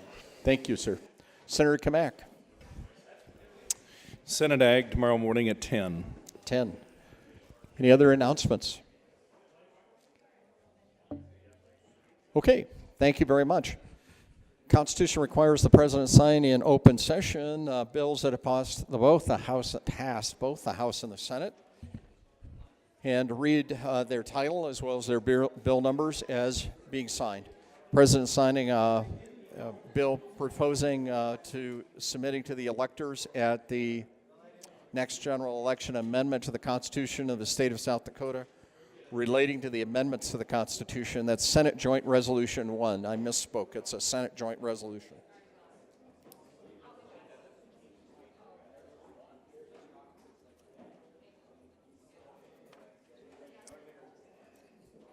President signing an act to revise certain provisions regarding campaign finance limits, Senate Bill 7.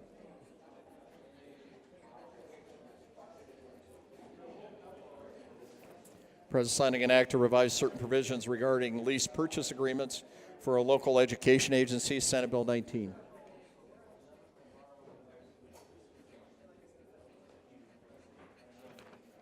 President signing an act to enact the state and Province Emergency Management Association Memorandum of Understanding.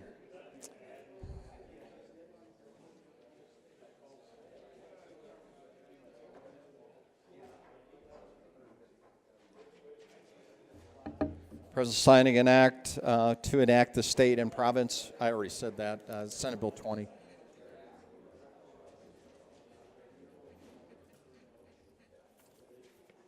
President signing an act to reduce the driver's license renewal requirements regarding the submittal of documentation of Social Security numbers and update certain references to federal regulations, Senate Bill 23.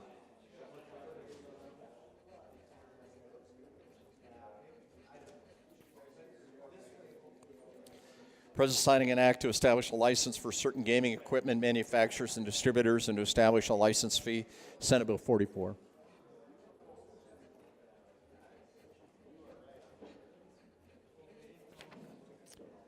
President signing an act to authorize the Department of Tourism to permit certain commercial advertising and information centers, Senate Bill 59.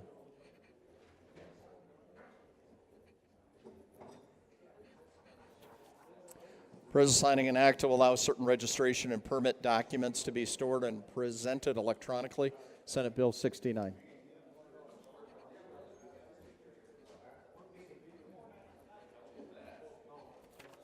President signing an act to define the terms serve for the purpose of regulating the sale and use of alcoholic beverages, that's Senate Bill 70.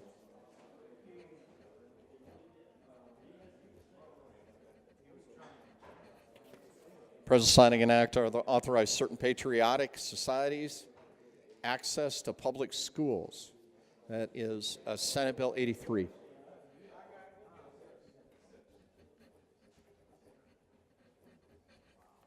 Pen's losing juice. Please think about it. President signing an act to revise certain provisions regarding the intentional exposure of others to certain diseases. That's 93.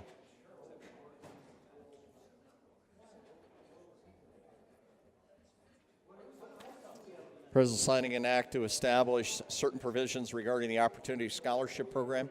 That's Senate Bill 94.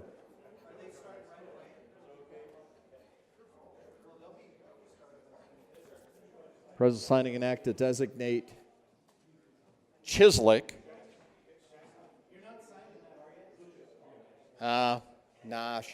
I'm actually modifying it right now. It has to be Lamb as the official Mosh of the state of South Dakota in 96.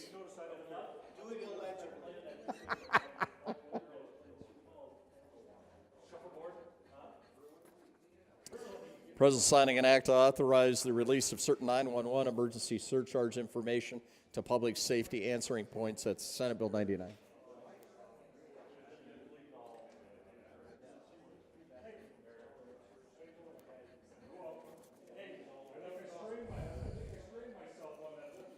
President signing an act to authorize a healthcare practitioner to administer a toxicology test to an infant under certain circumstances.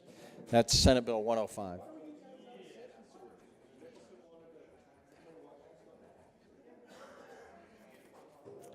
President signing an act to revise certain provisions regarding the Partners in Education Tax Credit Program, Senate Bill 117.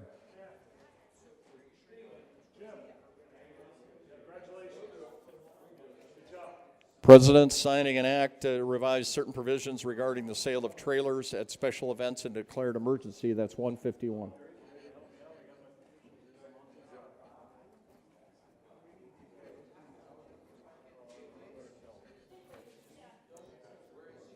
President signing an act to require disclosure of certain fees being imposed by overnight lodging accommodations. That was Senate Bill 153.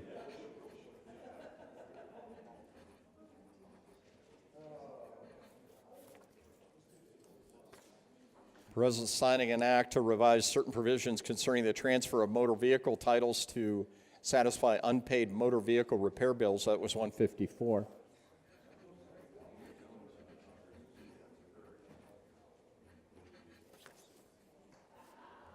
President signing an act to authorize certain insurance transactions and policies in language other than English. That's House Bill 1093.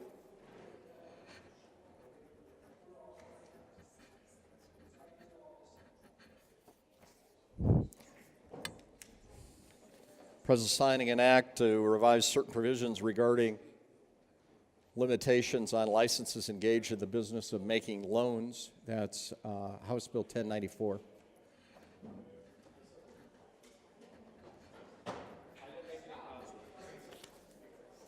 President signing an act to revise and repeal certain various provisions regarding the construction and maintenance of county and township highways and bridges. That's 1107.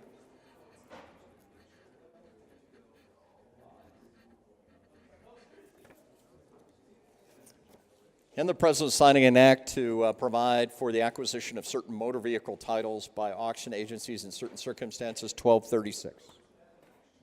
We good? What a team. Senator Killer moves that the Senate do now adjourn. All those in favor signify by saying aye.